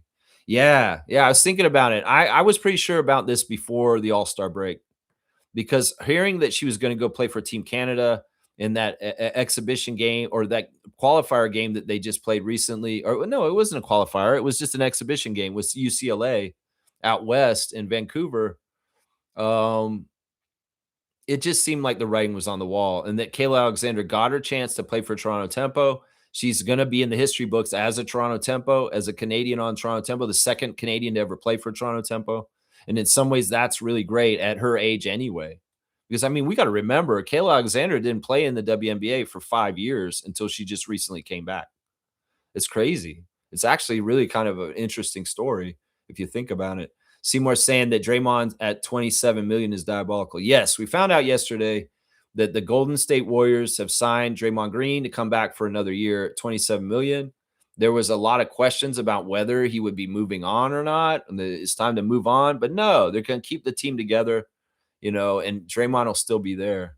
He's not totally happy with what's been happening with Golden State the last few years himself. He's been outspoken about it. And if it ain't broke, don't fix it. In some ways, there's something really nice about having your whole career with just one team. So it's like, Steph, Draymond, stay in Golden State till you retire. That'll be a nice little story, the two of you guys. I mean, I look at it that way. There was a good chance he was going to leave, but no, not after tomorrow. I mean, after yesterday, Good morning, Seymour. I agree. Yes. Greg is very conscious about health, I'm sure. There's a lot of things that Greg is thinking about to be proactive with his health, I'm sure. And we should all do that. It's a very good thing to do. We only have one body, right? We only have one Earth. That's something I would tell the big developers and people that are destroying the environment too. We only have one Earth. We only have one body. We got to take care of these things. Seymour saying Washington Wizards in talks for DeMar DeRozan. In some ways, I'm not really thrilled with that one. I don't want to see one of our groats ever put a Wizards jersey on. I'm sorry. In some ways, maybe I'm a little bit elitist on this one. That the Wizards are not a team that I've ever respected in any kind of way. I respect the Washington Mystics, but I do not respect the Washington Wizards. And in some ways, I just don't want to ever see DeMar DeRozan put on a Wizards jersey like Bradley Beal. I just don't. In some ways, it's part of the history. I don't want DeMar to play for any team that he had playoff battles against when he was in a Raptors jersey in the 2010s. And that means Cleveland. That means the Nets. That means the Wizards. Yeah, these are teams that we battled in very serious games. Maybe even the Heat are on that list. The Pacers. The Pacers. These are all teams we battled in the playoffs. The Bucks. The Bucks. Yeah, I don't necessarily want to see them in enemy jerseys. God forbid the Celtics or the Sixers or the Knicks. God forbid those. Jeez. Yeah. Let's see what else. Oh, Isaac wants me to give a dunk to Kareem. We can do that. We can do that for sure. Yeah, this is a huge accomplishment. I'm not totally sure exactly how many years Kareem has, but he's up there with me. He's got quite a few. 90 on the dunk charts for Kareem. You just got a nice round 90. You're close to that century mark, Kareem. Keep going. Keep going. Reggie's here. Good morning, Reggie. Guys, thanks for supporting the channel. Those of you that support the channel, like Fiercey and Trevor and Smooth Brown Man. Clippers made a minor trade with the Sixers, allowing Philly to get room to sign KCP. I think that means very soon the Kawhi trade will be made official. Yeah, the whole thing about the thing is like the aspiration investigation and Kawhi holding up the trades for the Raptors. That's not true. The Raptors probably could still do trades in different ways. It's just that's what's holding us up is we don't have no money. We don't have no resources to do trades. It's not anything like that because this is symbolized by the Clippers making a minor move here. Well, they can do something. Why can't we? We can. We just don't have any money. That's what I've been trying to tell everybody. That's what I've been trying to tell everybody. Yeah. All right. That's a good sign right there. KCP going to Philadelphia. That's definitely a move for LeBron. That's definitely a move for LeBron because he has a lot of familiarity with KCP. Wasn't he on that Lakers championship with him? Right. Right. Salute to Mr. Greg and the Freaks. That's right. Yeah. Seymour saying, thanks, Smooth Brown Man. Did not know those details. Makes sense now. I was confused by them moving Broom to Clippers. Johnny Broom of the Delaware Bluecoats is a part of that deal. Interesting. He's a promising big. He's annoying. I don't really like him myself, but now he's in the Clippers organization. Interesting. That's the move they made. Interesting. Reggie saying this: transactions were paused for the Raptors Clippers. So by this happening, we will get an announcement in a day or two, in my opinion. Well, no, I don't think the transactions overall were paused. It's just that transaction was paused. I think that we're all reading into it a little too deeper than actually what it is. Once again, I would say this: Adam Silver's in control of this whole thing. A lot of the reasoning why this took so long and why the aspiration investigation wasn't done over the last year is because there's no criminal court which is telling people that we're going to throw you in jail if you don't talk to us. That's a big key to this. All the people they want to investigate with the Clippers, they just said, no, I'm not talking to you. They could get nowhere because they had no teeth in threatening them with well, we're going to put a subpoena on you and you have to legally talk to us or you go to jail. This is nothing like that. This isn't involving the U.S. government. This isn't involving criminal cases. So every single time an investigator hired by the NBA came to the Clippers just said, no comment. We don't have to talk about this. I plead the fifth. I don't have to talk to you. You can't do jack shit to me. That's the problem. That's why this took so long, guys, is because they weren't cooperating because they didn't have to. Because legally, they can't threaten them with throwing them in jail with a subpoena or anything because the NBA can't do that. So this is why this has taken so long. And you got to also realize a billionaire like Steve Ballmer's got all the lawyers and the money in the world to throw at problems and stymie and hold up and delay. That's part of the reason why this took so long. If everybody's wondering why, and they're blaming Adam Silver, they're blaming the NBA, sure, maybe they should have been more hard on Ballmer and saying this has to happen and this has to stop stonewalling. Just get this shit done and over with.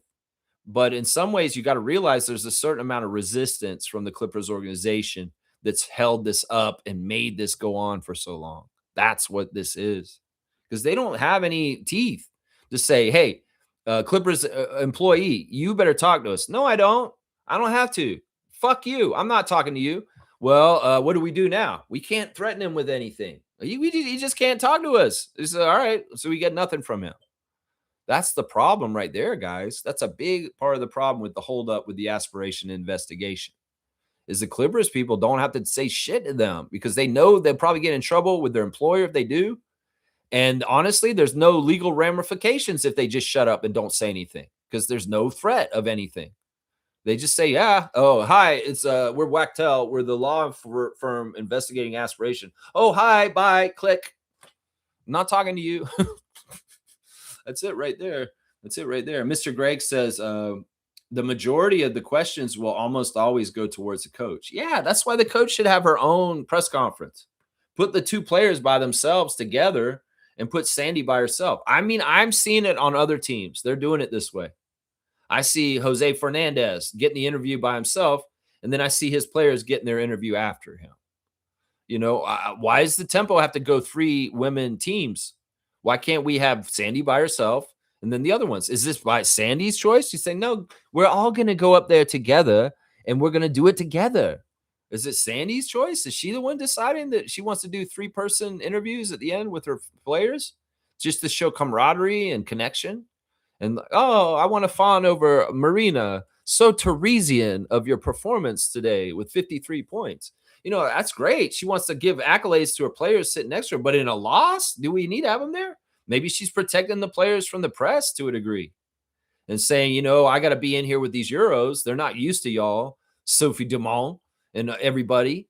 And in some ways, I got to protect them. So there's no weird questions. I can be here and get on the mic just to, real quick and stop whatever kind of crazy bullshit because you're going to ask Yasketa something crazy. You know, that may be the strategy and part of the reason why, too, is Sandy's hand holding just to protect her own players. You know, that could be part of it right there. Kaz is here. Good morning, Kaz. Good morning to you, sir. Mr. Greg saying, you should have seen the looks on the faces of some of the fans sitting around me in Oakland when Adam Silver said the game has has come full circle. The game was invented by a Canadian in Canada. That's awesome. That's awesome. Well, that's never going to change. That's a fact. And that will always be true. That will always be true. The roots of Dr. James Naismith in Canada are just fact. They're a fact. That'll always be true. That's right. Randolph's here. Good morning to Randolph. Beloved Raptor Freaks fam, blessings. Be careful the pits and traps you set for others that you do not fall into yourself. Learn to give grace to others. It will be there when you need it. You know, it's not right to set traps up for enemies, even if you feel like they have wronged you and they rightfully deserve it. You know, karma and things coming back at people is not our business. It's the whole world's business and the Lord above. It has nothing to do with us. In some ways, that's the best way to deal with things. Somebody's ugly to you, you don't go eye for an eye. You don't open that up even worse. No, because that'll just make things go into more bullshit. Trust me, I've gone eye for an eye with somebody in a living situation that I live with, and it is not fun, and it is not the right way to live your life. It's stressful. Karma and things will come back and bite people that deserve it at some point. You want to think that. Whether it's the child rapist that's in charge of the United States right now, karma is going to come back. In some ways, the karma that you want to give to somebody is not the retribution that's rightfully so. And just be above it. That's the best way to be about this. If somebody's that toxic, if somebody's that kind of problems in their life, they're going to get their lessons their own way on their own time. And you don't need to be the person who doles it out. And you don't even need to be the person that finds out or understands what happened to them. Just know that there is a balance in the end all around, and it will come true at some point. That's what I say right there. Blessings to the Phillips family, all the Raptor Freak families. That's right. Give grace to others and don't perpetuate a problem by making a negative thing into another negative thing, because 2 wrongs don't make a right. That's exactly right. All right. We're on gate 31, influence, the leader influence gate. And our line today is line 5. And the word for today is self-righteousness. Now, self-righteousness is an interesting thing. In some ways, you can be blind to other things because you think you're so right. But also at the same time, it's good to be self-righteous and know what's right and wrong and hold strong to your values and morals, especially when they're tested as society is trying to shift, or there are people in society trying to shift the values and morals of the majority. So this is very, very important. In detriment, the line says this: a deep focus on personal experience that is self-fulfilling and has no external ambitions, a lack of ambition where one is content to lead oneself. Now, in some ways, this is a danger of people that kind of get isolated and cut off. They may go and find out things and learn things for themselves and philosophical things that are very helpful to a lot of people. But because they're so cut off from the world and detached, nobody gets their influence because they've learned it all in isolation without contact with other people. So it's important that if you are philosophical and you are on an inward journey and you are coming for clues and answers to life and very big, heavy subjects, that you do touch base with reality and society and share what you have learned. Because it's a detriment if you just stay to yourself and you do not do that. Because the knowledge and the wisdom that you found out, it doesn't get passed on. In the past, maybe people etched it into stone tablets. Maybe people took a quill to a pen, parchment and wrote it there. Maybe people took it to a typewriter and typed it through. There's ways to get across the ideas and the things that you figure out in different forums. And this is my forum right here. So I say, don't be so self-righteous or self-isolated that the discoveries that you find in your life that you're not putting out there and sharing with others. And that's exactly what I'm doing right now. Exactly what I'm doing right now. Exaltation and exaltation, self-righteousness, is a natural specialization that only develops in isolation. However, when the development is complete, the extremely difficult and generally impossible task of externalizing the influence, a specialization that demands that one leads oneself. Yeah, there you go. There's our little check-in with HD. It's a very much a leadership time where we're looking at our leaders and we're analyzing whether they're good leaders or not. That's the energy right now. Gate 31, line 5 is the self-righteous. That's right. That's right. Let's see what else we got going here. Seymour's asking me a question. He wants me to tell you guys who Richard Henry Blood is. Richard Henry Blood is Ricky Steamboat. Ricky Steamboat. Ricky the Dragon Steamboat is Richard Blood, the family man. I don't know if people remember this, but in the early 90s, Ricky Steamboat pivoted to a gimmick called the Family Man, where they played a song over the air. I think it might even been Hall & Oates. Leave me alone. I'm a family man, and my bark is much worse than my bite. He was playing off this whole thing because he really was a family man, and he wanted to be back home with his wife and his son, but wrestling was demanding of Ricky Steamboat, and he had to keep showing up. But at a certain point, he gave up on wrestling and walked away from it and did become a family man. So yeah, that's Ricky the Dragon Steamboat, Richard Henry Blood. That's right. I knew that. And Mr. Greg knew my answers, Keith Frankie and Nelson Frazier and the Warrior. Look at that. Mr. Greg got all of them in a row. See, this is the thing. We might have to have Greg call me up and do some trivia with me sometime, or vice versa. Vice versa. I love this, that Greg got him. That's awesome. KT's saying this: maybe the Tempo don't value any bigs in this upcoming draft. Trading a first rounder for a proven yet young center won't be that bad of a move. You know, you're playing devil's advocate to my stance, and in some ways you're winning me over. You know, I try to look at the draft for next year, the mock draft. I know Flage came out this year. There's other ones that are coming up in this one, but maybe they're more guard oriented. And that, you know, the centers are like, you know, it's looking like Lauren Betts or something like that. You know, I don't know. Maybe you're right. Maybe this is why Monica's looking at this way. Maybe you're right. Because they do want to get some help up front. They really, really do need this. You know, yesterday we were talking about this. Did they screw up in the expansion draft? Because when I look over at Portland Fire, I see a lot of capable bigs like Mega Gustafson and a couple of other players over there that are actual true nice bigs that are playing for Portland Fire. But I also get the feeling that they don't play the way that Sandy wants people to play for her team. And that may be why we pivoted away from the bigs. This could very well be a similar problem that Darko and Sandy have, is that they're very demanding of the players that are on their team and they play a certain way. And that Monica Wright-Rogers and Bobby Webster both have to fit a style and a kind of player that will be able to be in that right Venn diagram of category of big, mobile, passing, and just able to do the rim protection, the rebounding, the shot blocking. And that's why Jakob Poeltl is very valued and prized. That's why we need more people like that for Sandy too. And maybe they're very rare and very tough to get. And Sandy's like, don't bring in somebody who's not going to fit my personality and what I like to do with coaching, Monica. And this may be part of what's gatekeeping this. Let's be honest here. Let's be honest. All right, Kareem, you're devil's advocate. You're winning me over a little bit here with your reasoning. This is good logical argument to make me change my opinion. Let's see. Seymour's saying this. Drew Holiday bought out by Portland, wants to sign with Philly. What the fuck is this, man? No, we can't have that.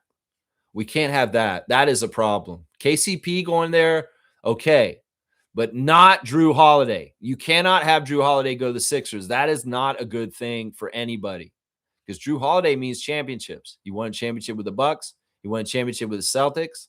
He is that kind of piece like that. So no, we do not want Drew Holiday on Philly. That is a really bad thing if that happens. If that happens. They bought him out. Man, Portland does not care about their team. They're burning their team down literally in front of us. I feel so bad for Micah Nori. They are literally burning that team down. The Allens, Paul Allen's probably rolling over in his grave. And his family, shame on y'all, because you've sold the team to somebody who's going to destroy the team. It's just like a big corporation takes over little companies and liquidates them. Is this what's going on with the Trailblazers right now? Do the Trailblazers fans deserve this?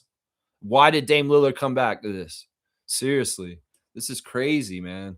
Yeah, Portland owner and city officials at odds over cash. Portland might be losing their team due to a poorly run owner. Yeah, the owner is horrible there. He's cheap as fuck. In some ways, he's probably trying to gouge the city of Portland and the taxpayers to pay for everything. Cheap ass piece of shit who won't even like pay to have two ways go in the playoffs, travel around with them. Yeah, this is a real problem. How did they okay this owner for Portland? Like, seriously, didn't they vet him? I mean, Adam Silver, you may be needing to vet your owners a little bit better, considering you have a cap circumvention scandal right now. You had a racist scandal in the past. You need to vet your ownerships a little bit better. Like, maybe they shouldn't be funding genocide in Gaza. Like, maybe they shouldn't be cheapskates trying to sell all the parts of the team off while the team is going on right now, like Drew Holiday in Portland. Adam Silver, you're failing at vetting the ownership groups. You got to find good owners for these teams. Mark Cuban was a good owner. Larry Tannenbaum is a good owner. Neither one of them are owning in the NBA anymore now. So you're losing good owners, and you're getting shitty owners. Owners that want to liquidate teams like they're fucking Kmart on the edge of town. Like, what the fuck is this? Seriously, what the fuck is this? Smooth saying this. Washington and DeMar having conversation, not signed, though. Yeah, either way, I don't like that spot for him. I think we can do better than that. I think we can do better than that. Yeah. Where are we? G saying this. How is Philly able to pay Maxey, Jaylen Brown, Embiid, and add all these players? LeBron is on a cheap deal and VJ is on a rookie deal, but they should still be up there in luxury tax, no? You know, it may very well be that they're going into the area where you just have no flexibility at all. They're going up there in the place where the Knicks are and a couple other teams where you just have no flexibility at all. I don't know. It seems like these rules are different for everybody, right? It seems like these rules are different for everybody. Like they can just do whatever the fuck they want, Philadelphia. Nah, we'll see what's actually possible. Good morning, Seymour. Thank you for calling me. Yo, what's going down here? Good? Yeah, man, I'm good. I'm good. You enjoying the show today? You doing the wrestling trivia with me? Yeah. That was deep. I'm not that familiar with them like y'all like that, but yeah, Ricky. I got a couple that I really like. Rick, Tornado, and those guys. Like Tornado, Kerry Von Erich. Yeah. That was one of my favorite. And then Owen Hart. Owen Hart, of course. You know what Owen Hart's real name is? Nah, I don't know what his real name is. Owen Hart. Yeah. Yeah, it is Owen Hart. No, I liked him more when he was Blue Blazer, I should say. Not when he played the role as a Hart, like the part of the Hart Foundation. Yeah. I like when he went to Blue Blazer. Like early on in the mid 80s, before like Owen Hart debuted as a wrestler in WWF. Yeah. He was Blue Blazer doing all those flips and stuff, and he was awesome at that point too. It's really sad he died in the Blue Blazer kind of gimmick though when he fell from the roof. Really, really sad. Yeah. So Seymour, I called in to tell you about the Portland situation. Yeah. So what they said is because he has no ties to the city, and like you said, the Allens should have never sold it to that group, right? Right. It's a certain guy who's running a group, and what his plan was to move the team to either Vegas or Seattle. Now they said the league is not going to allow it because they can receive a lot more money, or they've been the offers for people who want to purchase those franchise teams that are going to be in Seattle or Vegas. Their offers to the league are already more than what the Portland owner would have to pay to move. Because he wants to move the team to either Vegas or Seattle where he can generate more money. I don't know about Seattle being more money than Portland, but Vegas, he can generate more money with the tourists and all that stuff. And that's his goal, but the league is not going to allow it because they're going to get more money from it being a straight-up franchise, a brand new franchise. Yeah, because there's huge fees when you come in as a new franchise, like what Toronto and Tempo and Tannenbaum and them had to pay to get the Tempo here. There's huge fees. Right. And, you know, this may be some sort of weird plan that this guy had, but it's not going to work. There's another thing that is in this energy that we need to talk about, and it's the government. The U.S. government actually has some bills in the government working through to stop teams from being able to be relocated like this. There's a big push because of the Connecticut Sun. The Connecticut Sun that finalized the deal, they're going to lose their team, and it's going to Houston for next year in the WNBA. And there's legislators, and people in the government that are trying to pass laws about protecting teams from being moved by owners that are trying to jerk everything around. Because the argument is there's a history and a culture to the Trailblazers, obviously, that goes all the way back to Bill Walton and their championship in the 70s, and all the people that played since, like Clyde Drexler and Dame Lillard, that in some ways you want to protect and keep intact, and you don't want to make that cities go through that bullshit of losing their team like Seattle went through, with Oklahoma City Thunder. So there's actually literally some laws going through the U.S. government about changing the laws about owners trying to be sneaky and switching cities for their teams. So we'll have to see how that goes, because that may very well change some of these predatory billionaires that are trying to make a quick buck off of shuffling teams around or doing something like what the owner of the Trailblazers is doing right now. The Connecticut team, where do they play, out of Hartford? I think they play out of Hartford. They play at the Mohegan Sun Casino, and they play in Hartford, Connecticut, I believe, and they're going to be moved to Houston back, and they will become the Comets again next year. See, that's a tough one. The reason why I say it's tough, because sort of along the lines of what you're saying, based on the history of it. Yeah. The early days of the WNBA had that Houston Comets. It's an important team. It's an important history to recollect. And in some ways, I'm not mad at this move, but also you got to understand the people that have had the team in Connecticut for a few years, they got attached to it, and this is going to hurt them. So, and it's a major market too, because it's not like they've never had sports teams in Hartford. Yeah, like they had the Wings, the NHL team. I think what has hurt the Sun is that they have not been directly affiliated with the Celtics. If they had been with the Celtics a little bit more, as far as in that market, and saying that, yeah, we're connected to them, we're the same ownership group, they wouldn't be moving, because the Celtics would protect them.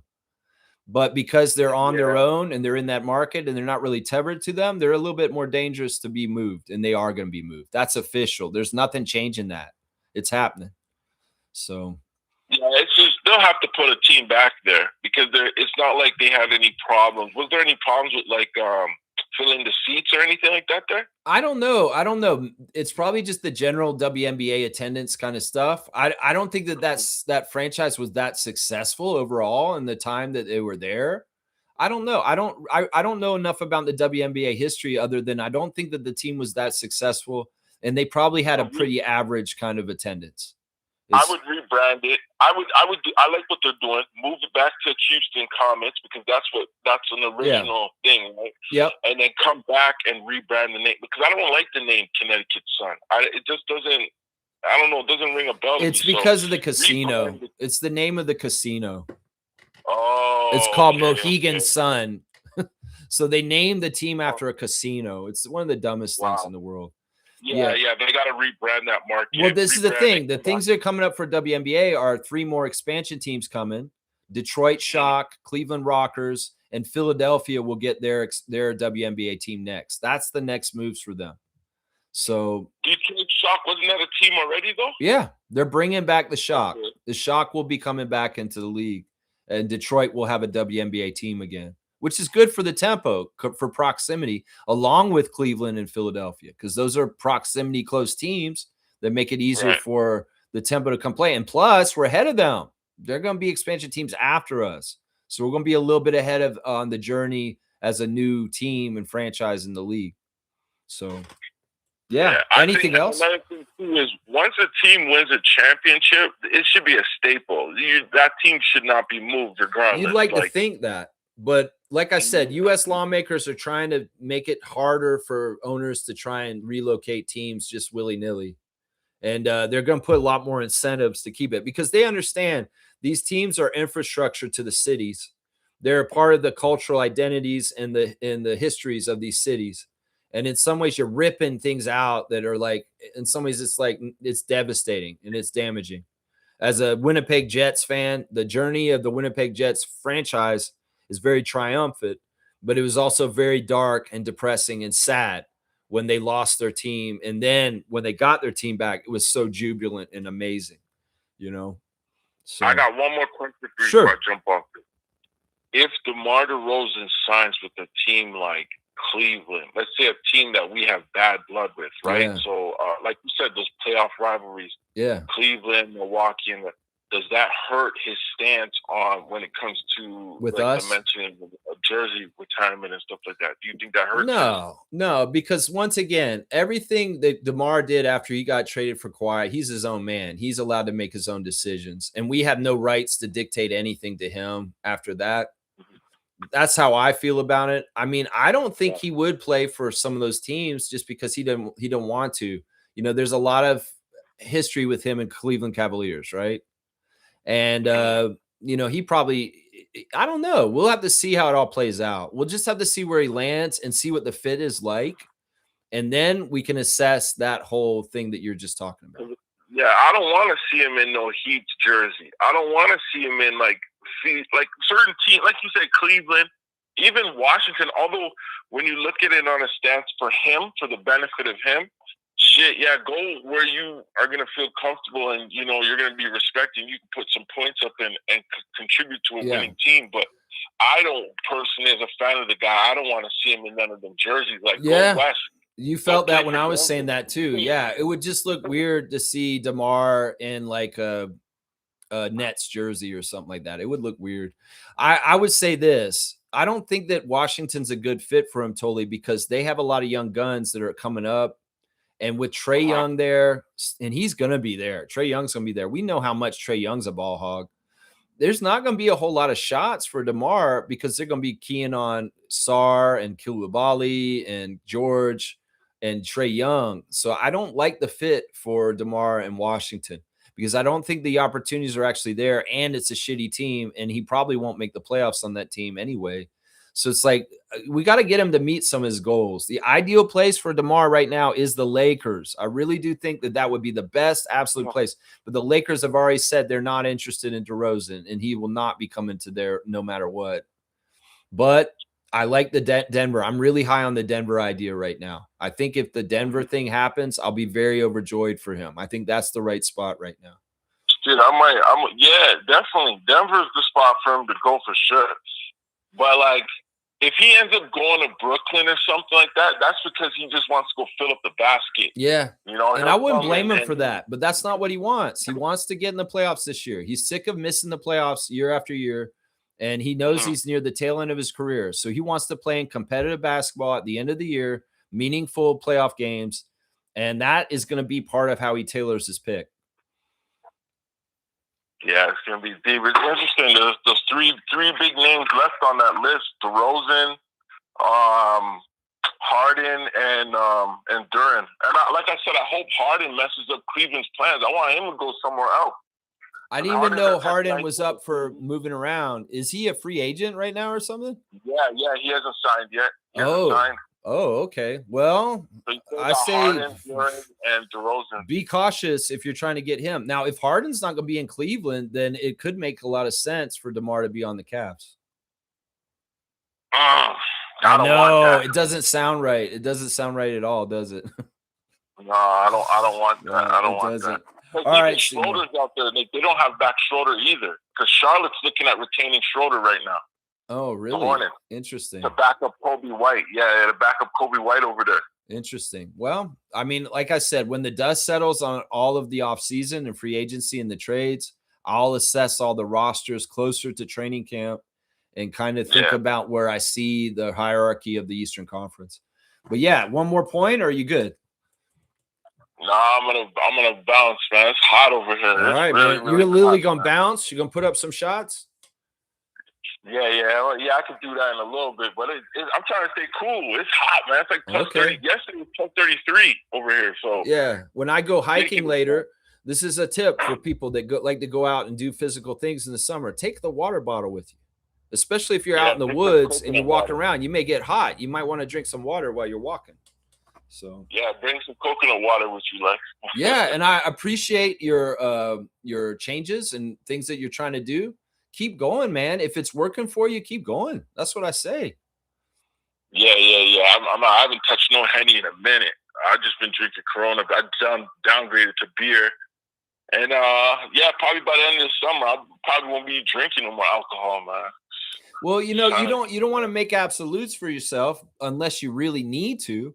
But, it's good for you to just say, this is the thing I always tell myself, Seymour. And you don't have to be an AA or deciding that you want to quit drinking.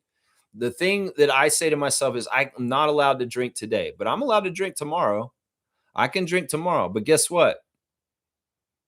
You could, as long as you're telling yourself, I'm not allowed to drink today, but I can drink tomorrow. It takes a lot of the pressure off, but tomorrow never comes, right? That's a fact. So that's a little tip that I use. It's like mentally, it's a mental trick. You say, my rule is I cannot drink today, but I could drink tomorrow. Well, wait, it's today now. Now tomorrow's become today. I can't drink today still. Yeah, that's a good way to look at it. But another thing too is all the videos that's posted online now. Like, you got to look at it. If we're getting clone processed meat and they're arresting people for collecting rainwater in their own city and stuff like that. It's just getting ridiculous. So stuff like that, like smoking weed and drinking, you got to sort of minimalize it, because they're tampering with everything. Nothing's natural anymore. Yeah, I do worry. Like, it's kind of crazy that I would trust street illicit, illegal cannabis over the Ontario government's cannabis. It's kind of weird when it gets to that point. It's like, nah, man, I trust this dude from the street. He's probably not doing the crazy shit that y'all are doing to it. Because I worry about that. The government cannabis is different than street cannabis, for sure. For sure. Yeah, for sure. All right, Seymour, I appreciate it. It's always a joy to hear from the sheriff out in Calgary. Hey, do as you can with the heat and just stay cool, is what I would say. Yeah. That's awesome, man. Little impromptu call from the sheriff, Seymour Pape, talking about some NBA ownership issues and things like that. That's good stuff. I like that. That's right. Good question. Yeah. How do the Sixers have all the money in the world and all the leeway and the ability to do whatever the fuck they want? I wonder about this too. Yeah. Yeah. Smooth saying to G, I don't think the Sixers care about the luxury tax, man. That's probably what it is. They're going to be paying in the luxury tax. And I mean, with LeBron there, Jaylen Brown there, I mean, the time to go is now. So it really is. Let's stack this team as best we can. That'll make the dumpster fire burning so bright, even more the more glorious for the haters of the Sixers when they fail this year. They can spend all the money in the world and still fail. And that'll be awesome for people like us. Kaz is saying this. I agree with you in Infamous, Lex. Tempo season is already cooked. We may as well prepare for the draft and next season. No point in getting a big. The time to do that was at the start of the season. Yeah, Kaz is seconding and thirding what we were saying earlier on the call with Infamous. Yeah, it just doesn't make any sense. It's like the wrong order of things is what it seems to me. This would have been way more helpful at the beginning of the year.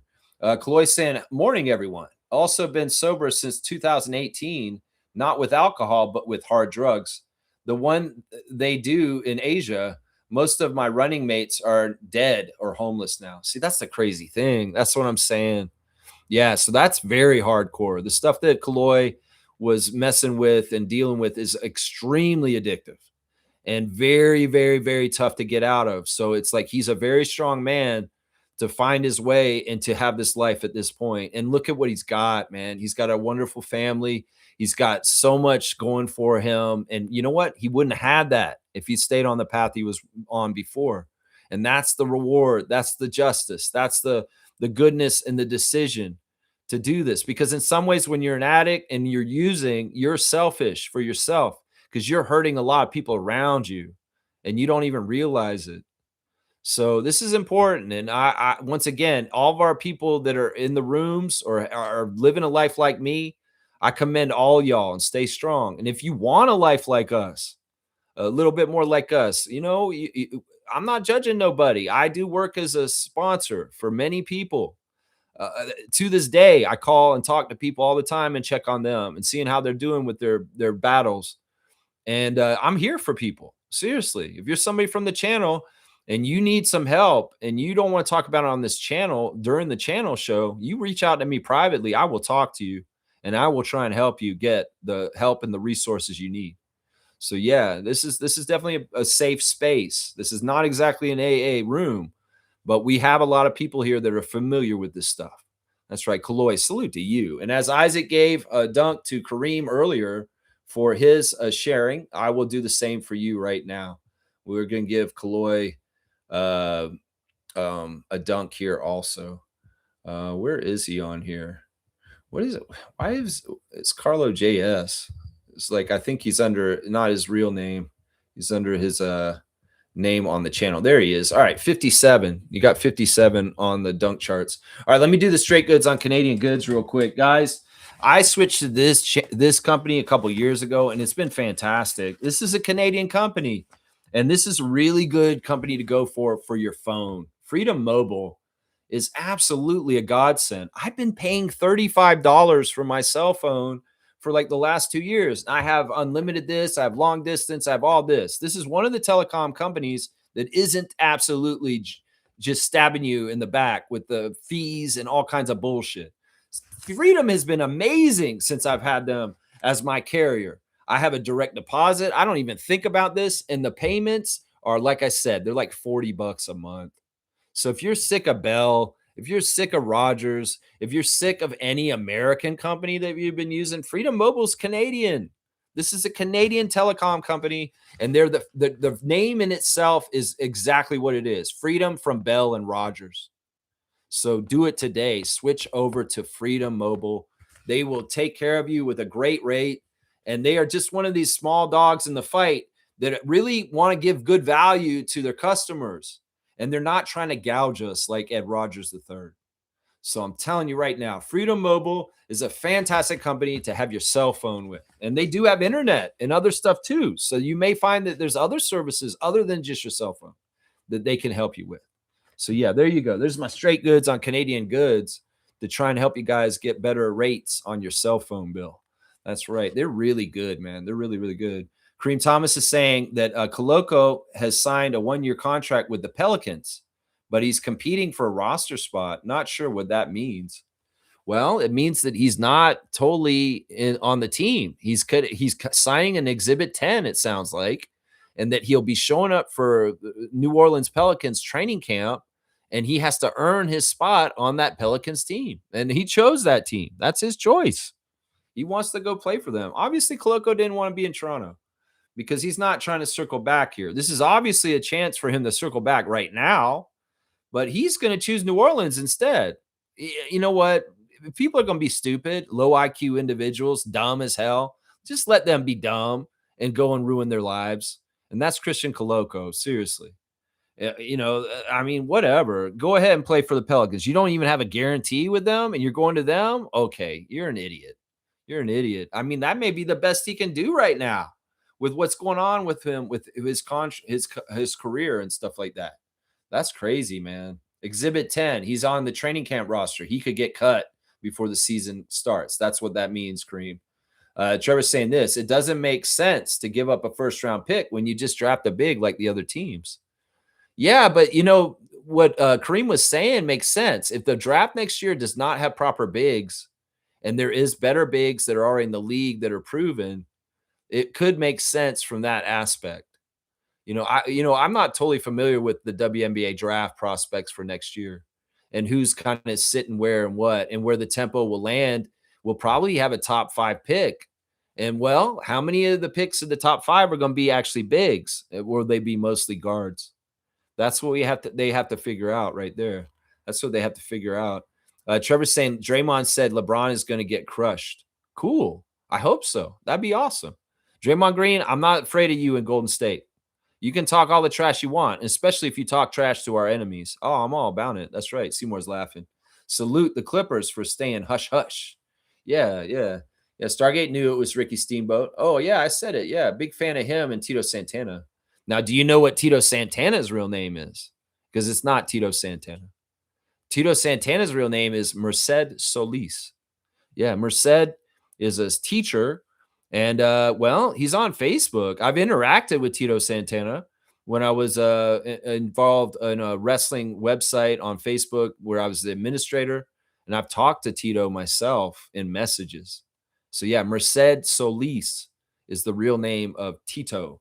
Tito Santana, who was supposedly from Tacula, Mexico. He's actually from Mission, Texas, is where he's from. Yeah, there you go. There you go. We're getting that stuff in here, that wrestling trivia today. Yeah, we're getting that in there. Kaz is saying, Lex, do you know which wrestler has the first name Yoshihiro Tajiri? Yoshihiro Tajiri is one of my favorite Japanese wrestlers of all time, the master of the tarantula. Yeah, that weird lockup that he does through the ropes and he's hanging upside down. He's crazy, man. Yeah, Tajiri is so awesome, man. I love Tajiri so much. The Green Mist. You know what Tajiri is? He's a bridge wrestler. He's a bridge to the modern era, but homage to the old era of Kabuki and Muda, because he does the Mist. He does all the classic stuff that Muda and Great Kabuki would do back in the day. But he's also that high-flying kind of luchador wrestler that looks like the wrestlers today on AEW. So, yeah, I love Yoshihiro. Of course, I'm going to get that. That's right. Stargate saying, arriba, above. Above. That's what the translation is there. Stargate saying this, Portland moving north to Seattle, maybe? Well, whatever that Portland owner wants to do, he needs to be stopped.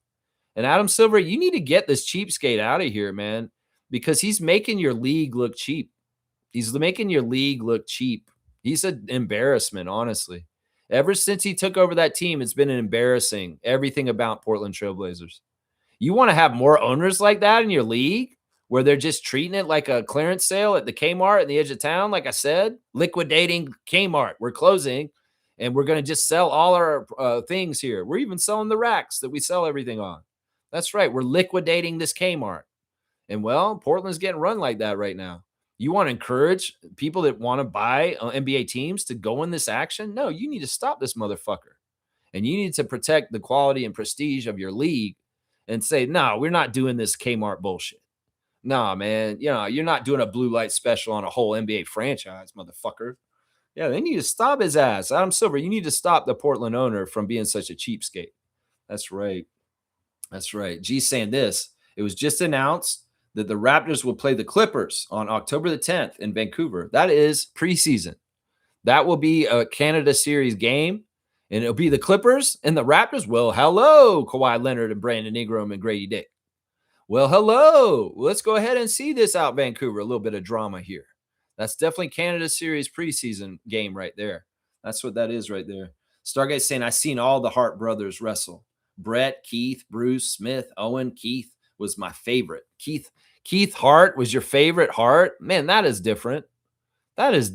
Most people say Owen or Brett. You going to say Keith Hart? Man, that's some deep shit. Stargate was really watching that Stampede Wrestling. If he's that familiar with Keith Hart. They have old Stampede Wrestling on YouTube. You can look it up. And you can watch some really good wrestlers when they were young on it. Wrestlers like Chris Benoit. God forbid I just said that. Brian Pillman, Owen Hart, Bad News Alan Kojay. Yeah, even if you go far enough on Stampede Wrestling library, you'll find Jake the Snake and JYD over there. Junkyard Dog up in Alberta wrestling for Stu Hart, and Jake the Snake too. Right around 1980, 1981, those guys were up in Canada at that time. Jake the Snake has a podcast that I used to watch. I don't watch anymore right now, but he talked about his Stampede days and working for Stu and how cold it was and how crazy it was up there trying to travel to the really remote Canadian towns in the Stampede territory. Yeah, yeah. Jake's got some interesting stories if you check out his podcast, Jake the Snake's podcast. Let's see what else we got talking about here. Keep moving through the show. Smooth saying the Lakers are a playing team. They're bad, man. Yeah, that's right. That is right. Oh, look, my nephew's here. Hi, Uncle Lex. Good morning to you, Harry. I hope that you're having a fantastic Wednesday so far. I love you so much. I think that you're an incredibly young person, and I look forward to the accomplishments and things that you're going to do in your life later on. You're an amazing guy, and I'm going to see you do some good stuff, man. How you doing, Uncle Les? I'm doing good, man. I'm doing happy. I've been having a good summer. My gardens are doing really well, Harry. I've got a lot of sunflowers that are growing right now. I can't wait to see the flowers, and I've got marigolds, and I've got a ton of cucumbers that are growing, a lot of apples. I've got some tomatoes on the way too. So there's a lot of fun stuff going on up here at the cottage. I miss you dearly. And you know what? I'd love for you to come up here and hang out with me sometime and check out all the fun things I'm doing out here at the cottage. It's much better to be here in the summer than in the winter. Let's just put it that way. And yeah, there's all kinds of animals in my yard this summer too, Harry. There was a bear in my yard, and foxes and rabbits and all kinds of stuff. The rabbit's here all the time right now. Every day the rabbit's here with me in the yard. I see it every day right now. So I love you so much, Harry. Say hi to your sister too, my guy. Wow, my nephew's in the chat this morning. That's cool. Kaloy saying, yeah, Lex, my life back then was so different.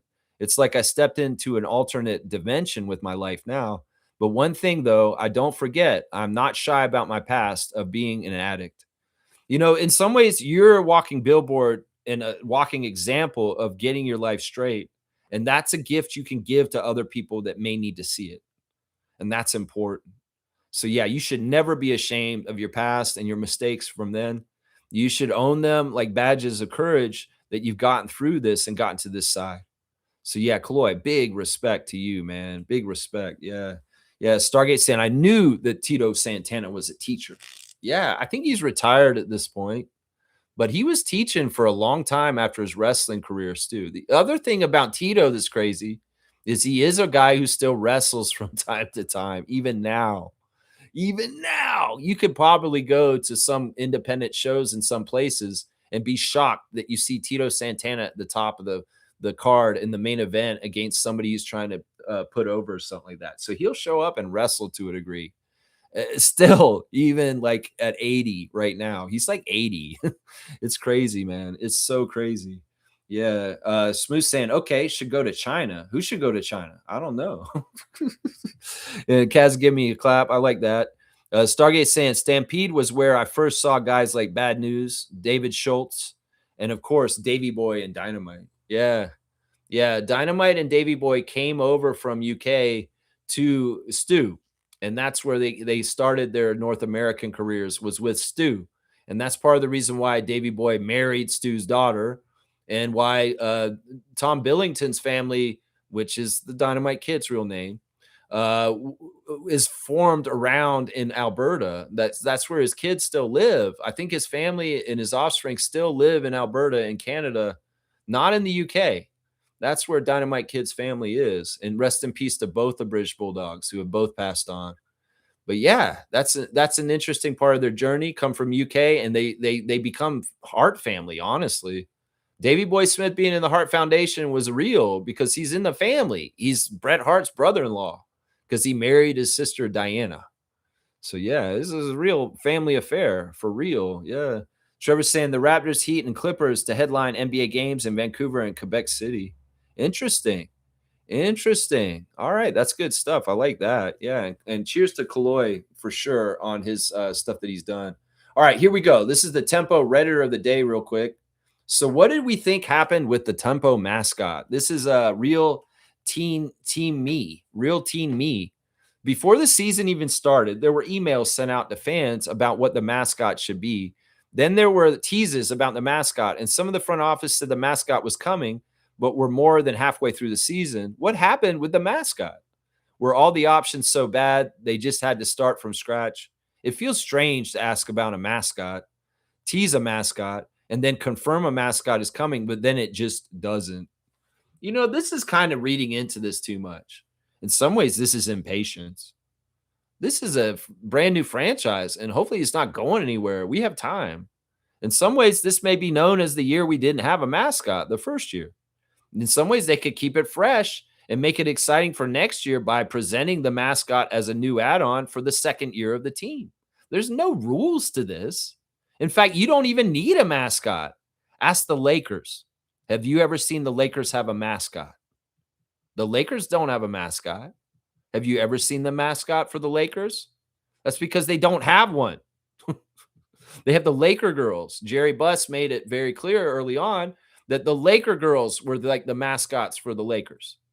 So it's not essential. Now, I get why you're confused. They said, why did they ask us about this? Well, they didn't just ask us about mascots. They asked us about general in-game experience. They were doing surveys before the season started to find out what the fans would be interested in. And they did ask about mascot, but it wasn't just the only thing they asked about. They asked about live entertainment. They asked about DJs. They asked about the dance team. They asked about all that kind of stuff. In some ways, the Tempo may have wanted to start their fit and how they looked a certain way, maybe a little bit more adult and not like the Raptors by using a mascot like a dinosaur to entice a younger crowd. Maybe they were looking at a different target audience.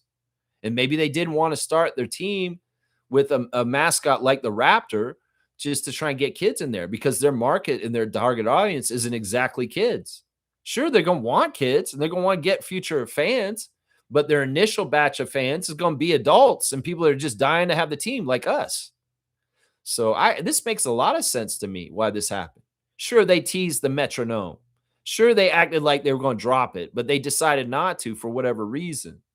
I would say this, it's probably smart for them to just wait and do it next season and start it in the next season. But why is it so important? What is this so important about? Why are you so upset about this? Why are you so impatient that you just have to know what the mascot is or what it is?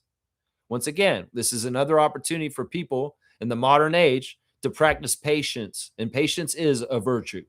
And whether you're having patience on Kawhi Leonard aspiration deal, whether you're having patience on the Toronto Tempo mascot, these are good opportunities to practice patience in a world that ever more increases with less and less patience in such a fast world with get this, get that so quickly.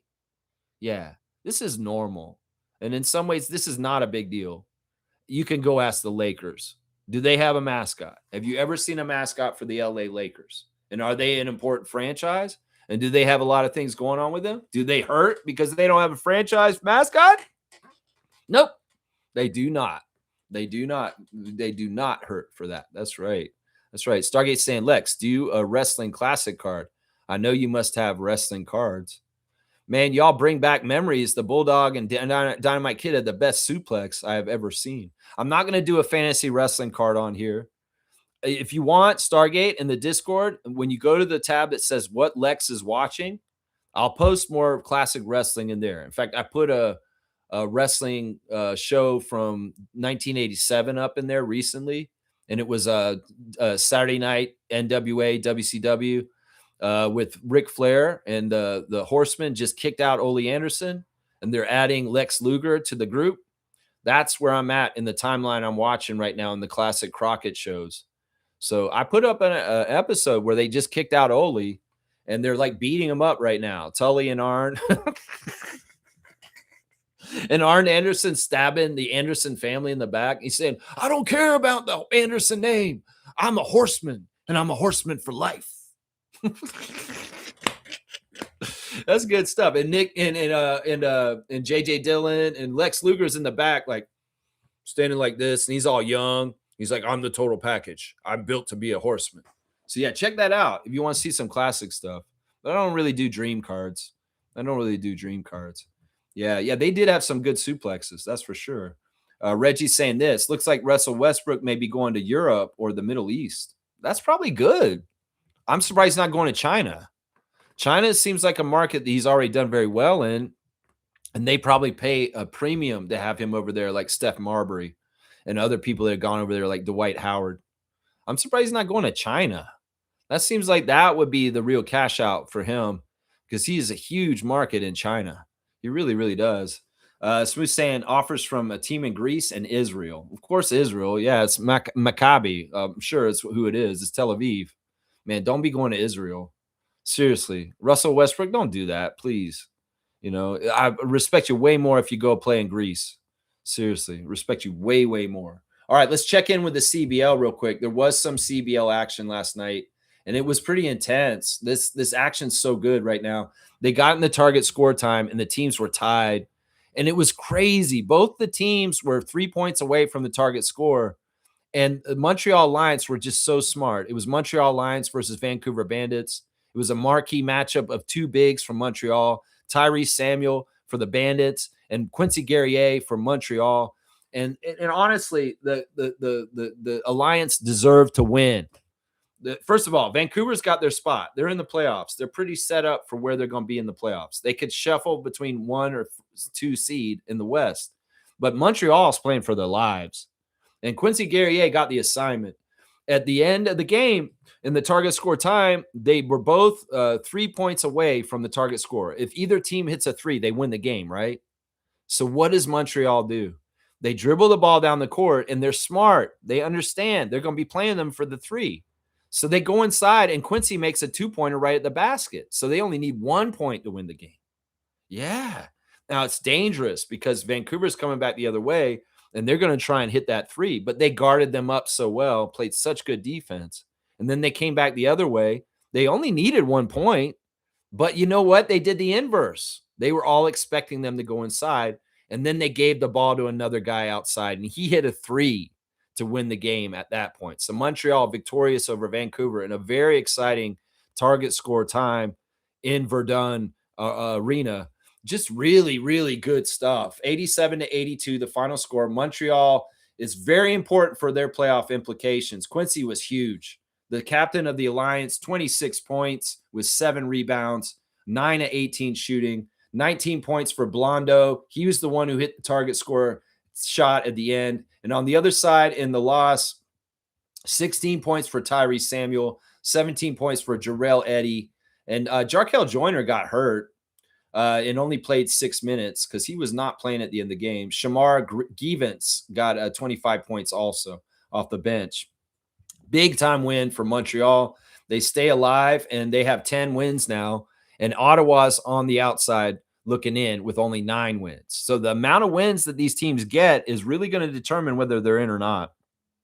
And Brampton, Niagara, and Montreal all have 10 wins at this point. And Ottawa has 9. It's really bad for them. Really, really bad for them. So there is a game tonight, and it will be Niagara River Lions at Saskatoon Mamba. This is very important for Niagara to win. This will probably get them a playoff spot if they win this game tonight. Saskatoon's not really playing for a whole lot at this point. They're pretty set in their spot and right in the middle of the Western Conference. So, yeah, that's my check-in with the Canadian Elite Basketball League. Y'all, check out these games. I'm serious. I had the Montreal-Vancouver game on while the Tempo game was on also, double duty. And I couldn't keep my eyes off that CBL game partly, even though the Tempo were playing at the same time, because it was that exciting and that crazy. Big ups to Quincy Guerrier. You are a true leader. You are a Canadian jewel. Seriously, Quincy Guerrier is such an awesome person. I love him so much. And, his Raptors 905 duty, his Team Canada duty, his Montreal Alliance duty. He's just the epitome of a fighter, a warrior, and a true basketball spirit, and just a good guy. And you could see how happy he was and how jubilant he was after the win last night. It was a big, huge win and very, very important for the city of Montreal. and their playoff chances in this CBL this year. Yeah, that's just a check in with the CBL action right there real quick. Let's just see if there's any breaking basketball news real quick. Let's see. Yeah, we've got the training camp schedule. Doug Smith has posted it. And they will be, all right, this is basically it. Blake Murphy's got it up too. So Saturday, October the 3rd, 7 p.m., we'll play the Miami Heat in Quebec City at the Videotron Center. So mark your calendars. If you're near Quebec City, October the 3rd, we'll be playing the Heat in Giannis. On September the 10th, LA Clippers in Rogers Arena in Vancouver. So those will be the 2 Canada Series games where we'll play. Also on Tuesday, October the 13th, we'll play the Knicks in Scotiabank Arena in the preseason. Then we'll go and play the Knicks in Madison Square Garden 2 days later on my father's birthday. So we get the champs twice in the preseason. That's crazy. We're going to play the Knicks twice in preseason. And then our final preseason game will be October the 16th. So there's a back-to-back, it looks like. And it'll be against the Detroit Pistons in Little Caesars Arena in Detroit. So we'll play in Madison Square Garden on a Thursday night and travel immediately to Detroit and play the Pistons the next night on a Friday night. And that's the 5 games for a preseason. So only 5 preseason games. There's only 1 at Scotiabank Arena. There's 1 in Vancouver and 1 in Quebec City. So yeah, good breaking news here. I'm glad to break it right now, talking about our preseason. And thank you to Blake Murphy and Doug Smith for your information. I appreciate you guys. Yeah. Happy birthday to Tony Brown.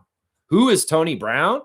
Tony Brown was a referee in the NBA who passed away. That was very sad, but he's also a coach and a player, a different Tony Brown. And we got a former assistant coach under Kevin O'Neill. That's the era of the Raptors that this guy's from. He was the assistant coach for Kevin O'Neill for the Raptors in 2003, 2004. So happy birthday to former assistant coach of the Raptors, Tony Brown, who's turning 66 today. 66 years old, and he went to the same high school as Kevin Garnett, Farragut Academy in Chicago. His NBA career was from 1984 to 1992. And, well, yeah, he coached 1 year as an assistant coach for the Raptors. And that we do everybody on this channel that is associated with the Raptors. So happy birthday, Coach Brown. It's your birthday. That's right. There's your birthday for the day. That's the only one today, too. Let me see. All right, we're doing the classic card. We're really close to 2.5 hours. We are at 2.5 hours. So let's go ahead and finish this up real quick. Let's see. Stargate saying, Lex, who does the better promos, Flair or Savage? Well, they're different flavors of ice cream. You really can like both of them. You know, there's so many good promos out there. I mean, I don't like to choose between those two. If you're going to ask me personally who I like better, you know, Savage, like in some ways was like Warrior. Sometimes he didn't make no fucking sense. He's just babbling crazy shit and murmuring. Flair usually had some really interesting things he was saying, you know, and especially the shows I'm watching right now that I described on the Crockett product from '87. Flair will get up there on the mic and he'll be talking to Tony Schiavone and David Crockett, and he'll basically be saying shit like, I want all the ladies that are 18 to 26 to come to my hotel room, and I will line you up, and I'm going to pick which ones of you are going to ride Space Mountain. That's the kind of shit he was saying then. He'd be like talking to the people in the audience. He'd be soliciting to get more women to come to his hotel room on the show. That was the promo he was doing. He's like, and he'd even go over, like, you can't be fat. You have to be at least this tall. And he'd even say at the end of it, he'd go like, leave your husbands and your boyfriends at home and come see me at the hotel bar tonight here in Louisville. Oh, in some ways that's something right there. But Savage was a little crazy. So I don't know. I guess more polished and longer in the game and just a little bit more making sense, Flair. But Savage was crazy. Some of the stuff he would say didn't make no sense. And half the time what Savage was doing was it just seemed like he had to poop, right? And meanwhile, Flair's like, woo, come on down, ladies, and ride Space Mountain. I'm in room 202. Come down at around 10 p.m. All right, classic card. Give me the full name answer on this New York Nick. I know there's 2 players on the card, but give me the full name answer on the New York Knick that's on this card. He is the classic card of the day. Let's see if you can figure out who that is, man. That's right. Yeah, Road Warrior Hawk was pretty good too. He was all right. He's not on the same class as Flair and Savage. There's only a few guys in that class. It's like Austin, Rock, Flair, Savage, Jake Roberts.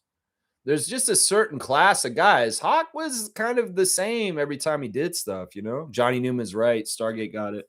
Yeah, this is a skybox card. You can see Johnny there. 6'7" forward for the Knicks at that time. Yeah, the skybox cards were nice. I like them. Johnny Newman, New York Knicks. That's going to be a 150-point card right there, Stargate. And I'll see how you caught up to Slug Deezy on that one. Johnny Newman. There you go. And it's Stargate. And I'll do 150. And we'll see where you are in the total now. Oh, whoops, cancel. All right. Yeah, I like doing the live update and giving you guys the score, especially since we're not doing many Tuesday trivias. And I can give you the live update on what the score is at this point, day to day. So you are catching up on Slug Deezy just slightly, Stargate. You're going to 1850. 1850, and Slug Deezy has 2100. So 2100, 1850, 1600 for Fiercey. That's the top 3. And Seymour, you're 1250. So Seymour, you're in the mix too, just so you know. So yeah, those are our trivia leaders right now for this early season. Slug Deezy is at the top. Stargate, you're second. So keep going, man. Keep going. That's right. Your other guy, the other guy is Buck Johnson. That might be right. He probably recognized him because he's a Rocket. I thought that might be Maxwell at first, but you might be right. Are you sure that's Buck Johnson? No, you're probably right. That's probably right. That also could be Andrew's dad, right? Wiggins' dad? Could it be Mitchell? Could it be Mitchell? I don't know. There's no way of telling for sure who that is exactly. All right, y'all. Thanks for watching the Raptor Freak stream today. Going over a reaction to the Tempo's loss to the Lynx last night. Hold your heads up high, Tempo players. You guys really went toe-to-toe with the best team in the league, and you held yourself well, considering you had 3 starters out, Harrison, Sabali, and Sykes. So, yeah, really nice to see the return of Kiki Rice. This is good. Hopefully she can get her rhythm back and she can produce and be at a very high level for helping Marina and the rest of the Tempo for the rest of the season. My stars of the game real quick for last night. Marina Mabry, number 1 star. Maria Conde, number 2. Julie Alamon, number 3. Temi Fagbenle, number 4. And Laura Yaskeda is my 5th star. Honorable mention to Tiani Key and Kiki Rice for their contributions last night also. All right, y'all, I'm out. Tomorrow we'll do a preview for the Tempo versus the Lynx. I know it feels like a little bit of Groundhog Day, but it's that home and home. We'll set you up with the latest news on the injuries. Hopefully we'll see the return of Isabel or Niara back to the lineup tomorrow against the Lynx, and the game will be at Scotiabank tomorrow night, the big arena. So hopefully we got a good ticket sales, and that arena is mostly full for the Tempo and the Lynx tomorrow night. All right, I'll see you guys tomorrow. Thanks for calling in today, Slug, Infamous, and Seymour. I appreciate you guys, and I'll be back tomorrow. Let's go, Tempo.